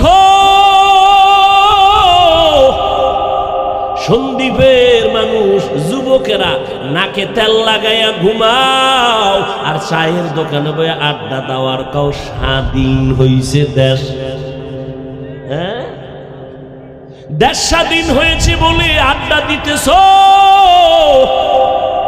আর ঢাকার শহরে আমার মা আর কিছু বোনেরা সাংবাদিকের সামনে নিয়ে কয়, আমরা এতদিন দেহ ব্যবসা করে খাইতাম, আমগো অধিকার ফেরত চাই, আমরা আবার স্বাধীনভাবে দেহ ব্যবসা করে চলতে চাই। কি কইছো? আউযুবিল্লাহ না নাউযুবিল্লাহ? আল্লাহ হেদায়েত দান করুন। নাকে তেল লাগায় ঘুমাও না, কি পাইছো? মুসলমান তো নাকে তেল লাগায় ঘুমাবে ওই স্বাধীনের দিন যেদিন ইসলামের স্বাধীন হবে। মুসলমানের সন্তান তো নাকে তেল লাগায় ঘুমাবে সেদিন যেদিন ময়দানে কলিজা দিয়া উলামায়ে কেরাম বয়ান করবেন, কোন বেনামাজি সুদখোর থেকে অনুমতি নেওয়া লাগবে না। মুসলমান তো ওই দিন নাকি তেল লাগায় ঘুমাবি যেই দিন এ জমিনের মধ্যে প্রত্যেকটা মাদ্রাসা আর মসজিদের কমিটিতে বেনামাজি সুদখোর থাকবে না। শিয়ালের হাতে মুরগি দিয়া কয় 3 দিন আমানত। শিয়াল পণ্ডিত কয় মাফ চাই, দোয়াও চাই, জিন্দা কেন মরাও ভাবি না। শিয়ালের হাতে মুরগি রাখলে যা হবে, সুদখোর বেনামাজির হাতে ধর্মের চাবি দিলে তাই হবে। দিছে কে? কে দিছে? হ্যাঁ, সাফাবাজি করো ইসলাম চাই, আর ভোটের রাগের রাইতে টাকা খাইয়া কেবলা ঘুরাইয়া দেয়। হুজুর দিয়া কিছু হবে না। আমি বলি হুজুর সারা কিছু হবে না। আল্লাহ হেদায়েত দান করুন। রাগ করতেছেন? রাজনীতি করলাম কেন? ইসলামের রাজনীতি করছি, আবার না কোন কেন? আপনি পচা দুর্নীতি করবেন, ফ্যাট নীতি করবেন, আর আমি ইসলামের পবিত্র রাজনীতি করবো, এটা পারুম না। তো ইমাম সাহেব নিরপেক্ষ থাকতে হবে, স্লোগান দাও। ইমাম যদি নিরপেক্ষ থাকতে হয়, কমিটির প্রত্যেক সদস্যকে নিরপেক্ষ থাকতে হবে। কমিটির লোক যদি ধান্দাবাজি রাজনীতি করে, ইমাম সাহেব মাইক লাগায়া কোরআনের রাজনীতি করবে। পৃথিবীতে লিখে রাখো, রাজনীতির শ্রেষ্ঠ কিতাবের নাম, পবিত্র রাজনীতির শ্রেষ্ঠ কিতাবের নাম কোরআন শরীফ। পৃথিবীর শ্রেষ্ঠ রাজনীতির শিক্ষক আমার নবী। পৃথিবীর রাজনীতির পার্লামেন্ট, শ্রেষ্ঠ পার্লামেন্ট মসজিদে নববী। তোমার ওই দান্দাবাজির জন্য মসজিদ না, পবিত্র রাজনীতির জন্য মসজিদ। যারা বলে কোরআনে আর ইসলামে রাজনীতি নাই, তারা কি বুঝাইলো যে কমপ্লিট কোরআন আর ইসলাম সর্বদিক থেকে কমপ্লিট। একদিক দিয়ে কোরআন শরীফ দুর্বল, রাষ্ট্রের ব্যাপারে কোরআন দুর্বল। আপনারা কি দুর্বল কোরআন মানে? রাষ্ট্রের ব্যাপারে কোরআনে সমাধান নাই, তা কেন বলেন? হ্যাঁ, আপনার ওই ধান্দাবাজি আর এই দুর্নীতির কথা ইসলামে নাই, কোরআনে নাই। আল্লাহ বুঝার তৌফিক দান করে।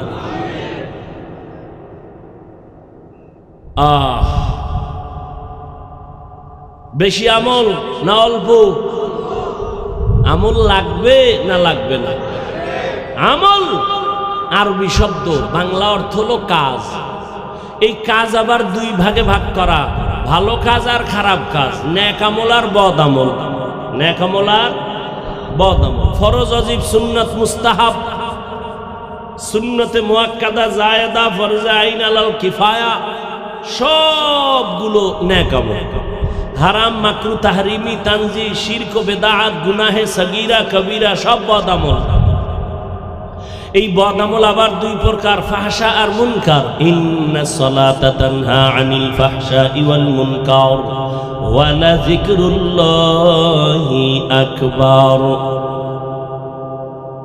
ফাহশাও বদ আমল, মুনকারও বদ আমল। ব্যবধান, ফাহশা এমন বদ আমল যেটা বুঝার জন্য কোনো দলিলের প্রয়োজন হবে না, বিবেক দিয়েই সমাধান হয়ে যাবে। আর মুনকার এটাও বদআমল, তবে এটা বিবেক দিয়া হবে না, দলিল লাগবে। কি লাগবে? যেমন মিথ্যা কথা বলা, গালি দেওয়া বদআমল না নেক আমল? আচ্ছা, মিথ্যা বলা যে বদআমল এটা বুঝার জন্য দলিল লাগবে? দলিল আছে, দলিল পর্যন্ত যাওয়া, দলিল রেডি আছে কোরআনে হাদিসে। ওয়াইলুন ইয়াউমাইযিল লিল মুকাজ্জিবিন, ওয়াইলুন ইয়াউমাইযিল লিল মুকাজ্জিবিন, ওয়াইলুন ইয়াউমাইযিল লিল মুকাজ্জিবিন। ওয়াইল নামক জাহান্নাম একটা মারাত্মক জাহান্নামের স্তরের নাম ওয়াইল। মিথ্যাবাদীর জন্য ওয়াইল নামক জাহান্নাম, মিথ্যাবাদীর জন্য ওয়াইল নামক জাহান্নাম, মিথ্যাবাদীর জন্য ওয়াইল নামক জাহান্নাম। দলিল আছে, দলিল পর্যন্ত যাওয়া লাগবে না। সবাই মিথ্যা অপছন্দ করে, সবাই এমনকি বিধর্মীরা পর্যন্ত মিথ্যাকে সমর্থন করে না, অপছন্দ করে। এরে নবীর উম্মতের দল, এটা বদআমল, তবে এটা ফাহশা। কিন্তু মুনকার যেটা দলিল দেওয়া ছাড়া সমাধান হবে না, যেমন সিজদা করা, এটা কি গুনাহ না সওয়াব? কথা বলেন না কেন? সওয়াব। আচ্ছা, এই সিজদা যদি কেউ মাজারে দেয়, বলেন না কেন? পীর সাহেবের কদমে দেয়, আচ্ছা বলেন তো, যারা দেয় এরা কি গুনাহ মনে করে দেয়? কি মনে করে দেয়? না আপনি গিয়া বলবেন এই বেটা শিরিক, বলবে চুপ। কিসের শিরিক? ধমক দিবে, কিসের শিরিক? দলিল দে। কি চাইব? না আমার মতো ভাঙ্গা মাওলানা কইব দলিল নিবি নে। ইবাদতের জন্য আল্লাহ ছাড়া আর কাউকে সেজদা দেওয়া জায়েজ নাই, হারাম। আচ্ছা তোর দলিল শেষ? কাহা কয় আমার ডানে। কি আমরা যে পীরের কদমে সেজদা করি, মাজারে করি, এটা ইবাদাতান করি না, তাযীমান সম্মানের জন্য করি, ইবাদতের জন্য করি না, সম্মানের সেজদা করি। এখন আপনি বলবেন যে তুই সম্মানের জন্য যে করো, দলিল। ও বলবে দলিল নিয়ে চেঁচামেচি করিস না, দলিল নে, কোরআন থেকে দলিল।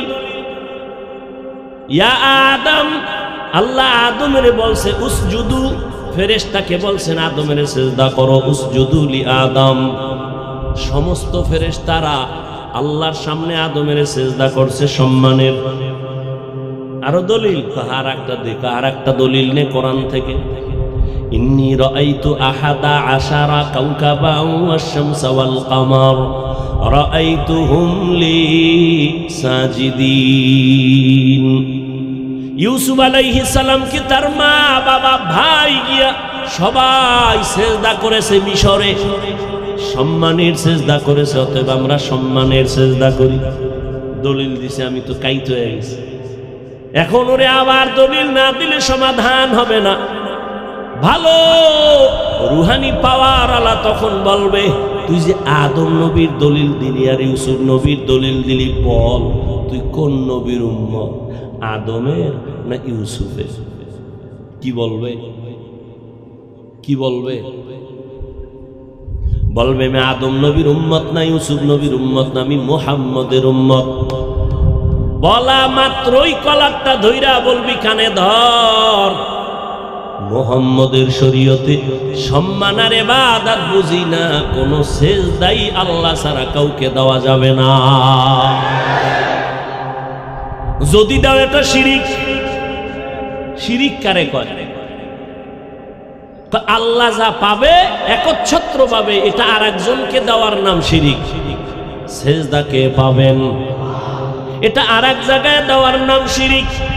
আল্লাহ বলেন ও গোলাম, যত আমল করবি শিরিক যেন ঢুকতে না পারে, কারণ শিরিক এমন মারাত্মক অপরাধ, আমি অন্য অপরাধ চাইলেই ক্ষমা দিব, শিরিকের গুনাহ ক্ষমা দিব না। ইন্নাল্লাহা লা ইয়াগফিরু আন ইউশরাকা বিহি ওয়া ইয়াগফিরু মা দুনা যালিকা লিমান ইয়াশা ওয়া মান ইউশরিক বিল্লাহ ফাকাদ দাল্লা দালালান বাঈদা ওয়া মান ইউশরিক বিল্লাহ فقد افترى إثما عظيما ومن يشرك بالله فقد حرم الله عليه الجنة আল্লাহ বলেন আমি সব গুনাহ ক্ষমা করব, শিরিকেরটা সহসায় ক্ষমা দিব না। স্পষ্ট ঘোষণা দিয়ে দিলাম, যারা শিরিকের গুনাহ নিয়ে আমার আদালতে আসবি তোদের জন্য জান্নাত হারাম। তোরা যে আমলের পুঁজি নিয়ে দাঁড়াবি, ফালা নুকিমু লাহুম ইয়াউমাল কিয়ামাতি ওয়াজনা, আমি কিয়ামতের ময়দানে তোদের আমল ওজনের পাল্লাই উঠাবো না। শিরিকওয়ালা আমল আমার পছন্দ না। এজন্য আল্লাহ বলেন আমার সাথে যারা মোলাকাত করার ইচ্ছা করো তোমাদের জন্য নেক আমল আবশ্যকীয় করতে হবে, তবে সতর্কবাণী শিরিকের গন্ধ যেন আমলের মধ্যে না যায়। শিরিক থেকে নিজেকে বাঁচাইয়া নেক আমল করিও। তুমি যত আমল করবা একমাত্র আমার আল্লাহর জন্য। আমি বয়ান করি আমার আল্লাহর সন্তুষ্টির জন্য, আমি বয়ান শুনি আমার আল্লাহর সন্তুষ্টির জন্য, আমি ব্যবসা করি আল্লাহর সন্তুষ্টির জন্য, আমি চাকরি করি আল্লাহর সন্তুষ্টির জন্য, আমি যত কাজ করব সব আমার আল্লাহর জন্য, কোনো মানুষকে দেখাবার জন্য না। আমি একা একা 10 রাকাত নামাজ পড়তে যেই টাইম নিব মানুষের সামনে দাঁড়াইলেও সেই টাইম নিব।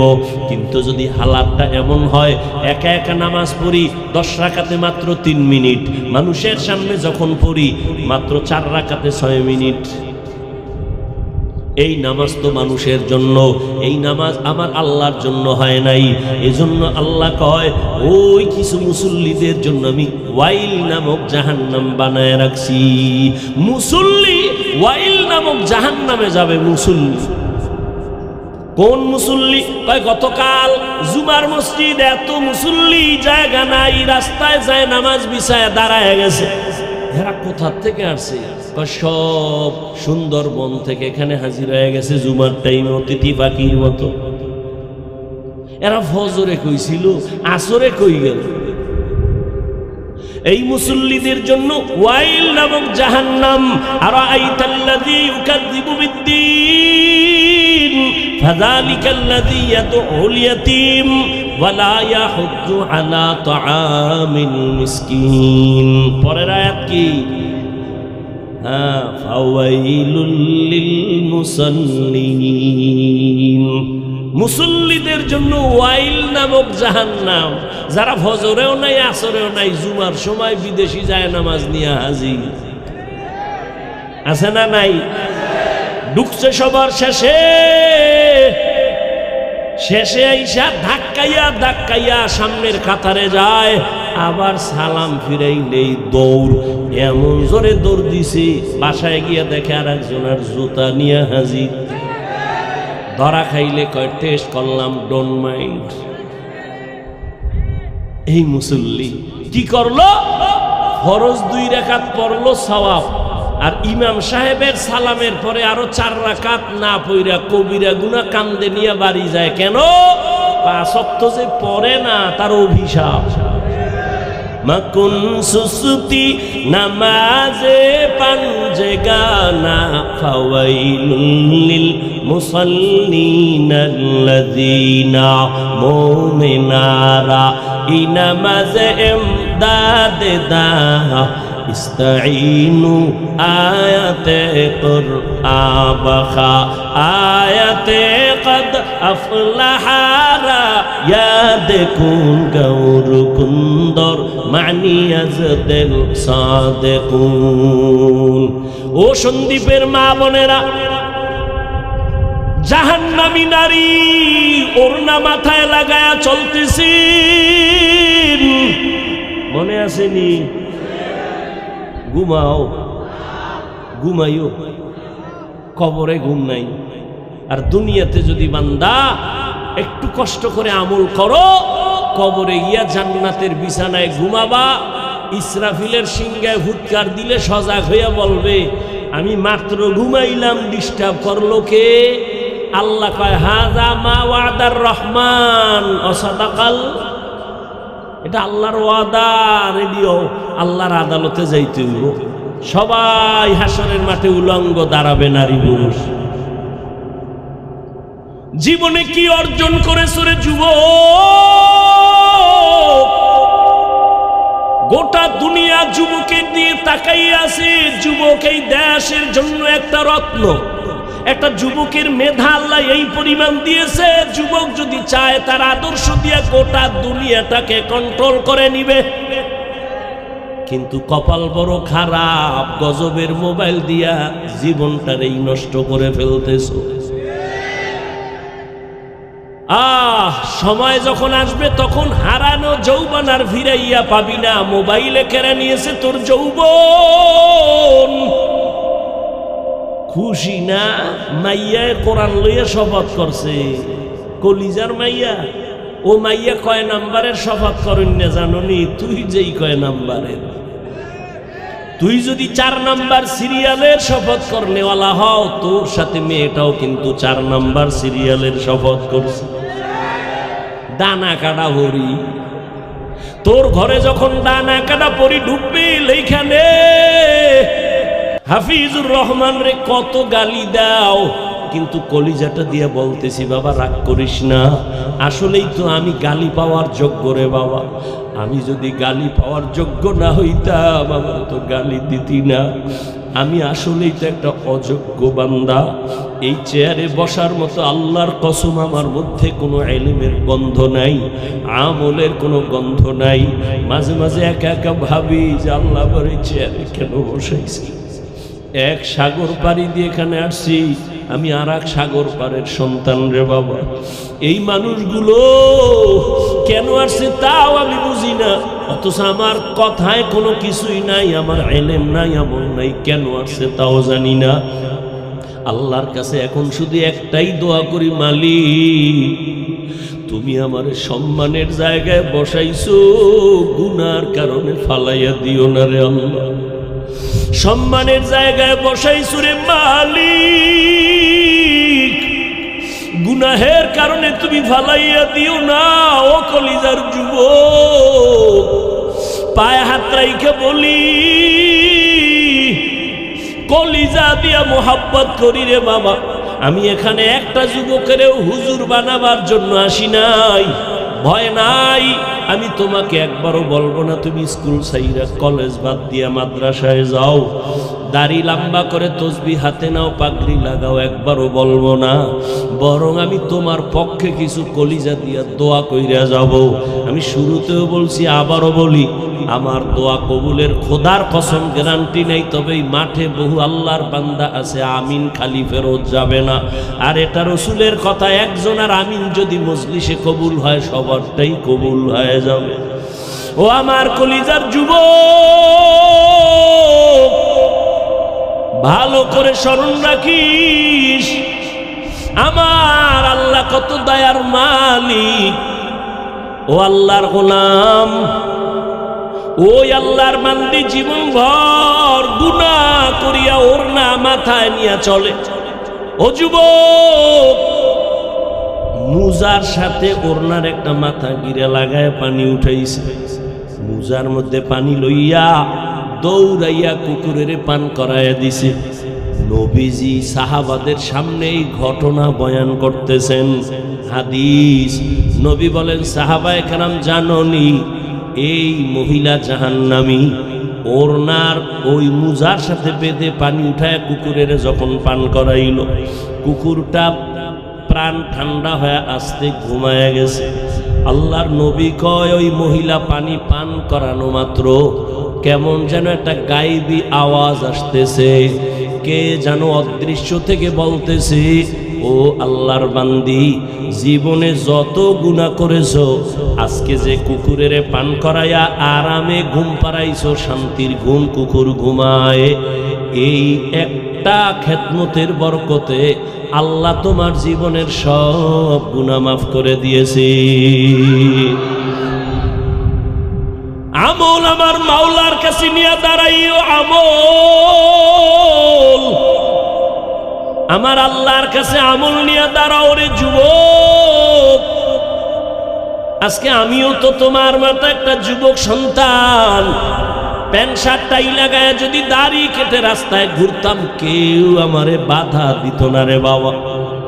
এই টুপির কারণে মাথা গরম, দাড়ির কারণে যৌবনের ভাব চলে যায়, জামার কারণে শরীর গরম, সব বুঝি, তারপরও কেন ফালাই না? কত মানুষ কত বাজে কথা বলে গালি দেয়, জানি শুনি, তারপরও কেন এই রাস্তা ছাড়ি না, নামাজ ছাড়ি না? ও যুবক, তোমার মতো যুবক তাকায় দেখো, জীবনে মাদ্রাসায় পড়ে নাই, স্কুলে পড়ে, জেনারেল লাইনে তাইকা নামাজ ছাড়ে না, সত্য কথা স্বীকার করো, আছে না নাই? তোমার বিবেকের জিজ্ঞাসা করো, তুমি কেন পারো না? তোমার মতো যুবক রাস্তায় গাড়ি চালায়, ড্রাইভার, আজান হয়ে গেছে, নামাজে হাজির, বলো তুমি কেন পারো না রে বাবা? তোমার মতো যুবক ময়দানে কৃষি কাজ করে, নামাজ ছাড়ে না, গামছা বিছাইয়া নামাজ পড়া ফেলাইছে, তুমি কেন পারো না? নদীর মধ্যে মাছ ধরে তোমার আমার মতো কত বান্দা, জীবনে মাদ্রাসায় পড়ে নাই কিন্তু নামাজ ছাড়ে না। তোমার মতো যুবক আছে কিছু, মনে চায় আমার রুমাল দিয়া ওর পাও মোছায় দেই, কারণ এত ভালো যে সালাম ছাড়া কথা বলে না, এত নম্র, এত ভদ্র, এত শালীন, মনে হয় কলিজা দিয়া দোয়া করি, এই যুবক দিয়েই তো এই জমিনটা আলোকিত হবে। ও পর্দার আড়ালের আম্মা জানেরা, আপনাদের সন্তানদেরকে ভালো বানানো আপনাদের অবদান ছাড়া হবে না। আপনাদের আল্লাহ এত মর্যাদা দান করেছেন, আপনার সন্তানকে ডাক্তার বানাবেন, আলহামদুলিল্লাহ বলে দোয়া করে গেলাম। আপনার সন্তানকে ইঞ্জিনিয়ার বানাবেন, আলহামদুলিল্লাহ বলে দোয়া করলাম। আপনার সন্তানটাকে প্রফেসর বানাবেন, আলহামদুলিল্লাহ বলে দোয়া করলাম। কিন্তু দাবি একটা, বেয়াদব বানাবেন না। আপনার সন্তানের ব্যবহারে কোনোদিন যেন মা বাবা কষ্ট না পায়, আপনার সন্তানের ব্যবহারে কখনো যেন আলেম ওলামারা কষ্ট না পায়, আপনার ব্যবহারে যেন কোনোদিন মুরব্বী ওস্তাদরা কষ্ট না পায়। ও আম্মা জান, আপনার দোয়া আর অবদান ছাড়া সন্তান ভালো বানানোর কোনো সুযোগ নাই। ও আমার কলিজার যুবক, আল্লাহর মোহাব্বত নিয়ে কথাগুলো বলি, হৃদয় থেকে বলি, কলিজা দিয়ে বলি রে বাবা, এখনো সময় আছে, তওবা করে নাও। আল্লাহর গোলাম রসুলের কলিজার এক সাহাবী, অল্প বয়সের কিশোর, শিশুর পরে কথা কয় না, এরপরে যুবক, কিশোর সাহাবী সালাবা তার নাম। কিশোর সাহাবী এখনো যুবক বয়সে উপনীত হয় নাই, আল্লাহর বান্দা নবীর বড় আদরের। ওই কিশোর সাহাবী সালাবা নবীর এত আদরের, একদিন রাস্তা দিয়া হাঁটতেছি, খেয়াল করেননি বাবা, বলবো না মোনাজাত দিব? আল্লাহ সবাই রে কবুল করে। মাওলার কাছে 2 ফোঁটা চোখের পানি নিয়ে বাড়ি যাইও রে যুবক।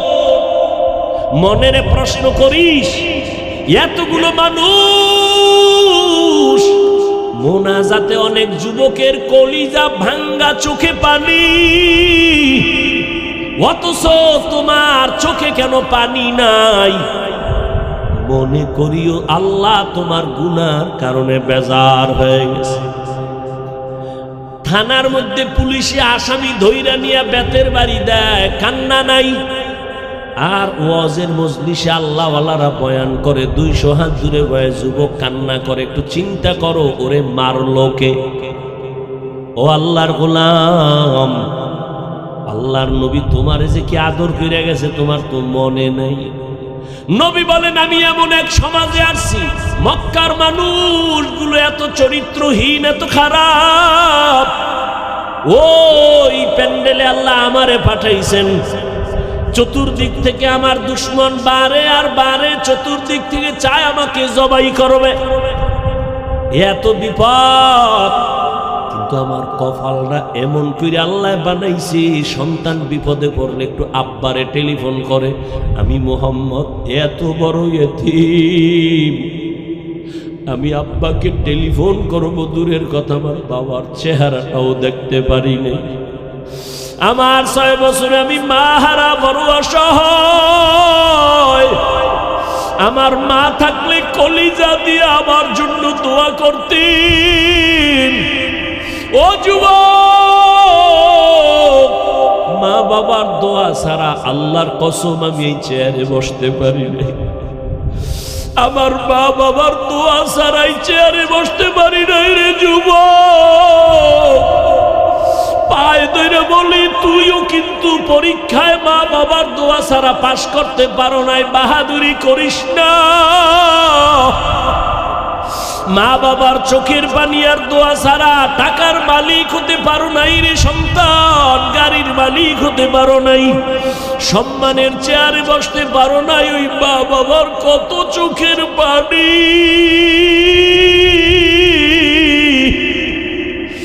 ওই মা বাবার জীবনটা বিসর্জন দিয়া তোমারে আমারে মানুষ বানাইছেন। যেই মা যেদিন আমার আম্মা জানের কণ্ঠ ঘরের বাইরে কেউ জানে না, শুনে না, এত আস্তে কথা বলে, কিন্তু আমি হাফিজুর রহমান যেদিন দুনিয়াতে আসবো ওই দিন আমার আম্মা এত চিৎকারের আওয়াজ, প্রসব বেদনায় মা এত কান্না কাঁদলেন, আমার পাশের বাড়ির মানুষেরাও ঘুমাইতে পারে না মায়ের আওয়াজে। যেই মায়ের কণ্ঠ কেউ জানে না, শুনে না, আজকে আমার কারণে আম্মা জান প্রসব বেদনায় কাঁদে। আমার দাদি নানি পাশে বসে আম্মা জানের বুঝায়, এত কাঁদিও না। আমার আম্মা কয়, আমার বোধহয় মরণের ডাক আইসা গেছে। কত মহিলারা বাচ্চা প্রসবকালে মরে যায়, আমি বোধহয় মরিয়া যাব, আমার স্বামীকে একটু আমার কাছে আসতে দাও, আমার স্বামীর একটু একান্তে কথা বলার সুযোগ দাও। আমার আম্মা জান আমার আব্বা জানের কাছে ডাইকা আমার দাদি নানিরে সরাইয়া দিয়া আমার আব্বা জানের হাত ধইরা কয়, স্বামী তোমার ঘরে আইসা মন ভরিয়া খেদমত করতে পারি নাই। আজ আমার সাত আসমানের বোঝা মাথার উপরে, তুমি আমারে মাফ করিয়া দিও। মরিয়া গেলে দাবি রাখবা না, কষ্ট নিবা না রে স্বামী, মাফ করে দাও। আমার সন্তানের দুনিয়াতে আসার ব্যথা সইতে পারি না, এর থেকে মরা ভালো। আমার আব্বা যেন কান্না করে বলছিলেন, ও বিবি ধৈর্য ধারণ করো, কান্না করিও না। আমার আম্মা জানের সান্ত্বনা দিয়া আমার আব্বা যেন সামনের দরওয়াজা খুলিয়া পাশে গিয়া যায় নামাজ বিছায় কাঁদে, ও আল্লাহ আমার স্ত্রীকে সুস্থ করে দেও, আয় আল্লাহ নিরাপদে আমার সন্তানটাকে দুনিয়ায় পাঠাও। এ যুবক, ওই মায়ের ঋণ কেমনে আদায় করবি রে বাবা? ওই মা বাবার দোয়া ছাড়া সামনে আগাইতে পারবি না, কসম আল্লাহর পারবি না। ওই মা বাবার কষ্ট, এমনও মা বাবা গরিব, এই সন্দ্বীপের মানুষ আজকে না টাকাওয়ালা, কিন্তু শুরুর জীবন খবর নাও কত কষ্ট করছে মা বাবারা। এমনও মা মনে চাইতে একটু ফল কিনা খাবে, টাকার অভাবে কিনতে পারে নাই, মা ফল খাইতে পারে। বাবার মনে চাইতো ইলিশ মাছ কিনিয়া খানা খাবে, বাবায় টাকার অভাবে ইলিশ মাছ কিনতে পারে না, খাইতেও পারে নাই। ও সন্দ্বীপের যুবক, আজকে ওই মা বাবা সাদা কাপড়ের প্যাকেট হইয়া কবরে ঘুমায়, অথচ তোমার ঘরে আজকে কত ধরনের ফল, ফ্রিজে কত ধরনের মাছ, চাইলেও আর মাকে পাইবা না, ফল খাওয়াইতে পারবা না, বাবারেও পাইবা না, ইলিশ মাছ আর খাওয়াইতে পারবা না। তবে আমার জীবনের এক দাবি বলিয়া যাই রে বাবা, মা বাবারে ফল আর মাছ যদি দিতে পারবা না ঠিক, তবে 2 ফোঁটা চোখের পানি পাঠাইয়া দাও। আমার মাওলারে মনে মনে ডাকো আর বলো, হে মালিক, এই প্যান্ডেলে মনে হয় আমার মতো ইয়তীম কেউ নাই, আমি আমার মার হক আদায় করতে পারি নাই, বাবার হক আদায় করতে পারি নাই। ওই আমার মা বাবায় কবরে আমার দিকে তাকায় আছে একটু সওয়াবের আশায়। ও সন্তান, ওই মা বাবারে ভুইলা গিয়া কেমনে ঘুমাও? দুই ফোঁটা চোখের পানি সারিয়া দিয়ে একটু কাঁদিও। গুনার কারণে দিলটা পাথর হয়ে গেছে, চোখে পানি নাই। ওরে ডানে বামে যদি দেখো কারো চোখে পানি, লজ্জা ফালাইয়া হাত বাড়াইয়া দোয়া চাইও। কান্নাওয়ালার দোয়া খালি ফেরত যাবে না রে বাবা। ডানে বামে যদি দেখো কারো চোখে পানি, মনে করি ওর উপরে আমার মাওলার দয়া আর রহমত আছে, হাত বাড়াইয়া দোয়া নেও। কান্নাওয়ালার দোয়া খালি ফেরত যাবে না রে বাবা। ওই মা বাবা বেঁচে থাকলে, যুবক বাবা বাসায় গিয়ে যদি দেখো মা আছে বাবা আছে, হাত বাড়াইয়া দোয়া নিও। বাবারে গিয়া বলি, ওরে বাবা একটু দোয়া করিয়া দাও। মাকে গিয়া বলিস, ও মা জীবনে তোমার হক আদায় করতে পারি না, বড় উল্টা কত কথা বলছি, তোমার চোখে পানি আসছে, বেয়াদবি করেছি। আজকে এই সন্দীপের প্যান্ডেলে বয়ানে গিয়ে দেখলাম কত যুবক কাঁদে, আমার চোখে পানি নেই কেন মা? মনে হয় গুনার কারণে আল্লাহ বুঝি আমার উপরে বেজার হয়ে গেছে। ও মা, আজ আমি তওবা করে আসছি, আর তোমাদের কষ্ট দিব না, বেয়াদবি করব না। মা বাবা মুরব্বীর দোয়া নিয়া, ওলামায়ে কেরামের দোয়া নিয়া চলবো, আর নামাজ ছাড়বো না, দাড়ি কাটবো না, বেপরদায় চলবো না, তওবা করে আসছি। মা তুমি আমার মাথায় হাত দিয়ে একটু দোয়া কইরা দাও। মাকে তুমি যদি বলতে পারো, দেখবা মায়ের চোখেও পানি চলে আসবে। মা একটা চিল্লান দিয়া বলবে, বাবা আয় আয়, আমার বুকে আয়। মাথায় হাত দিয়া মা একটা ডাক দিবে, ও আরশে আজিমের মালিক, আমার এই সন্তানের নিয়ে জীবনে বহু কষ্ট করেছি রে মাওলা। আজ আমি দোয়া করি আমার সন্তানটারে তুমি আদর্শ একটা সন্তান বানায় দাও। মা দোয়া করার সাথে সাথে আরশে আজিমে চলিয়া যাবে। মা বাবার বরদোয়া নিও না রে বাবা, ওলামায়ে কেরামের পরামর্শ আর দোয়া নিয়ে চলিও। ওই মা বাবার দোয়া নিয়ে চলিও, চোখের পানি ফেলে তওবা করিও। মনেরে বুঝাইও রে মন, তোমার মতো কত যুবক স্কুল কলেজে পড়িয়াও নামাজ পড়ে। ও পর্দার আড়ালের আম্মা জানেরা, আপনার মতো কত মা এই সন্দীপে তো এখনো আছে, নামাজ ছাড়ে না, বেপর্দায় চলে না, মোবাইলে সময় নষ্ট করে না, স্বামীর মাল হেফাজত করে, খেয়ানত করে না। ও পর্দার আড়ালের বোনেরা, তোমার মতো কত বোন লেখাপড়া করে, পর্দা করে, নামাজ পড়ে, মোবাইলে চরিত্র নষ্ট করে না। মানুষের জীবনের বড় পুঁজি হলো সুন্দর চরিত্র।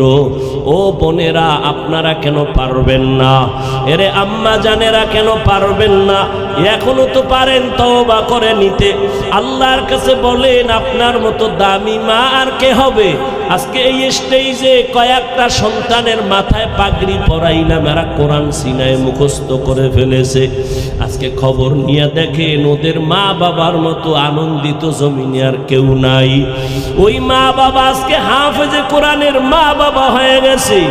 ও মা, আপনারা তো নবীদের মায়ের মতো দামি মা, সাহাবায়ে কেরামের মায়ের মতো দামি, হাফেজে কোরআন আলেমদের মায়ের মতো দামি মা।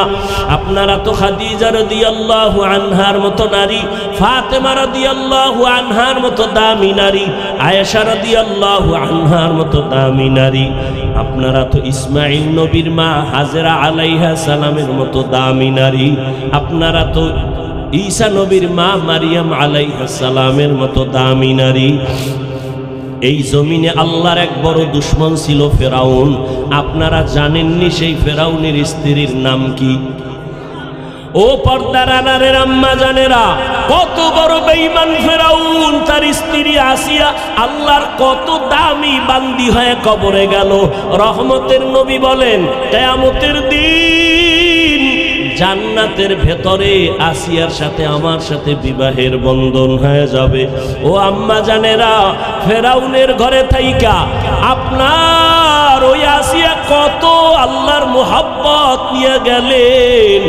আপনার স্বামী তো ফেরাউনের মতো খারাপ না, আপনি নামাজ পড়লে তো স্বামী আপনাকে নিষেধ করে না, বরং অনেক স্বামীদেরকে দেখি আমগো কাছে আইসা প্রশংসা করে, হুজুর আমি যদিও নামাজ পড়ি না, তবে আমার একটা বিবি পেয়েছি ভালো নামাজ পড়ে কোরআন তেলাওয়াত করে, আমার স্ত্রী বেপরদায় চলে না, আমার স্ত্রী কখনো মোবাইলে সময় নষ্ট করে না, প্রশংসা করে। রে আম্মা জান, আপনি কি পারেন না নামাজ পড়ে সন্তানের জন্য দোয়া করবেন? সন্তানের যদি বুঝাইতেন, বাবা তুই একটা আদর্শ ডাক্তার হও, আদর্শ ইঞ্জিনিয়ার হও, তুমি একজন আদর্শ প্রফেসর হও, কোনোদিন কারো সাথে বেয়াদবি কইরা বরদোয়া নিবা না। আপনি যদি সন্তানটাকে বুঝাইতেন, আপনার সন্তান আপনার কথাটা অন্তরে লালন করত, কোনোদিন আপনার কথা ফালাইয়া বেয়াদবি করত না। আপনার সন্তানটারে যদি নামাজের কথা বলতেন, আপনার সন্তান নামাজের দিকে আগায় যাইত। ও বৃদ্ধ বাবাজি, আপনার মতো কত বাবা মসজিদে গিয়া নামাজ পড়ে, আপনি কেন পারেন না?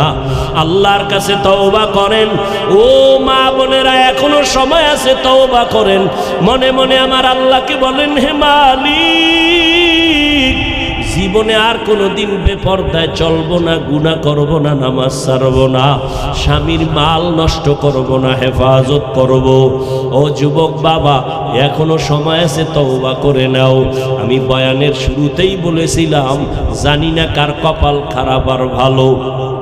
13 বছর নবীর বয়ান শুনিয়া আবু জাহালের কপালে কালেমা জুটে নাই, আর নবীরে জবাই করতে গিয়া ওমরের মতো বান্দা কালেমাওয়ালা হয়ে গেছে। এই ময়দানে জানি না কে আবু জাহালের মতো তওবা না করিয়া বাহিরে গিয়া আবার বিরোধিতা করে গুনার পাল্লা ভারী করবে। আবার একদল ওমরের মতো গোলাম গুনার কথা স্মরণ করে কাঁদবে আর বলবে, আল্লাহ এই বেহেশতের প্যান্ডেল থেকে আর গুনাহ নিয়ে বাসায় যাব না। জীবনে কত নামাজ ছাড়লাম, কতবার দাড়ি কাটলাম, বেপরদায় চললাম, আজকে তওবা করলাম, মরিয়া গেল আর নামাজ ছাড়ব না, দাড়ি কাটবো না, বেপরদায় চলবো না, মা বাবার সাথে বেয়াদবি করব না, ওলামায়ে কেরামের বিরোধিতা করে গুনাহগার হব না, নবীজির তরিকা মেনে চলবো, নামাজ পড়ব। জানি না কার অন্তর তৈরি হয়ে যাবে, তবে যার অন্তর তৈরি আছে, মুনাফিকি অন্তরে নাই, আল্লাহর মুহাব্বত নিয়ে তওবার নিয়ত আছে, যাদের অন্তর তৈরি, মরিয়া গেল আর নামাজ ছাড়বা না, দাড়ি কাটবা না, বেপরদায় চলবা না, আল্লাহর মুহাব্বত নিয়ে চলবা। হায়াতের মালিক আল্লাহ, রিজিকের মালিক আল্লাহ, সম্মানের মালিক আল্লাহ। ওই আল্লাহর মুহাব্বত নিয়ে উত্তম আমল করবা, পরামর্শ নিয়ে নবীর তরিকা মেনে চলবা। তওবা করার মতো যদি কারো অন্তর তৈরি হয়, খাঁটি অন্তরে যাদের নিয়ত আছে তওবা করার, দুটো হাত আল্লাহকে দেখায়া দাও। আয় আল্লাহ, আমার কলিজার এখানে বান্দা, আপনার প্রিয় বান্দা, আমার যুবক ওলামায়ে কেরাম, মুরব্বী যারা হাত তুলেছেন, সবার হাত কবুল করে নেন, তওবা কবুল করে নেন, তওবার উপরে মজবুত হইয়া চলার মতো তৌফিক দান করেন, আমিন।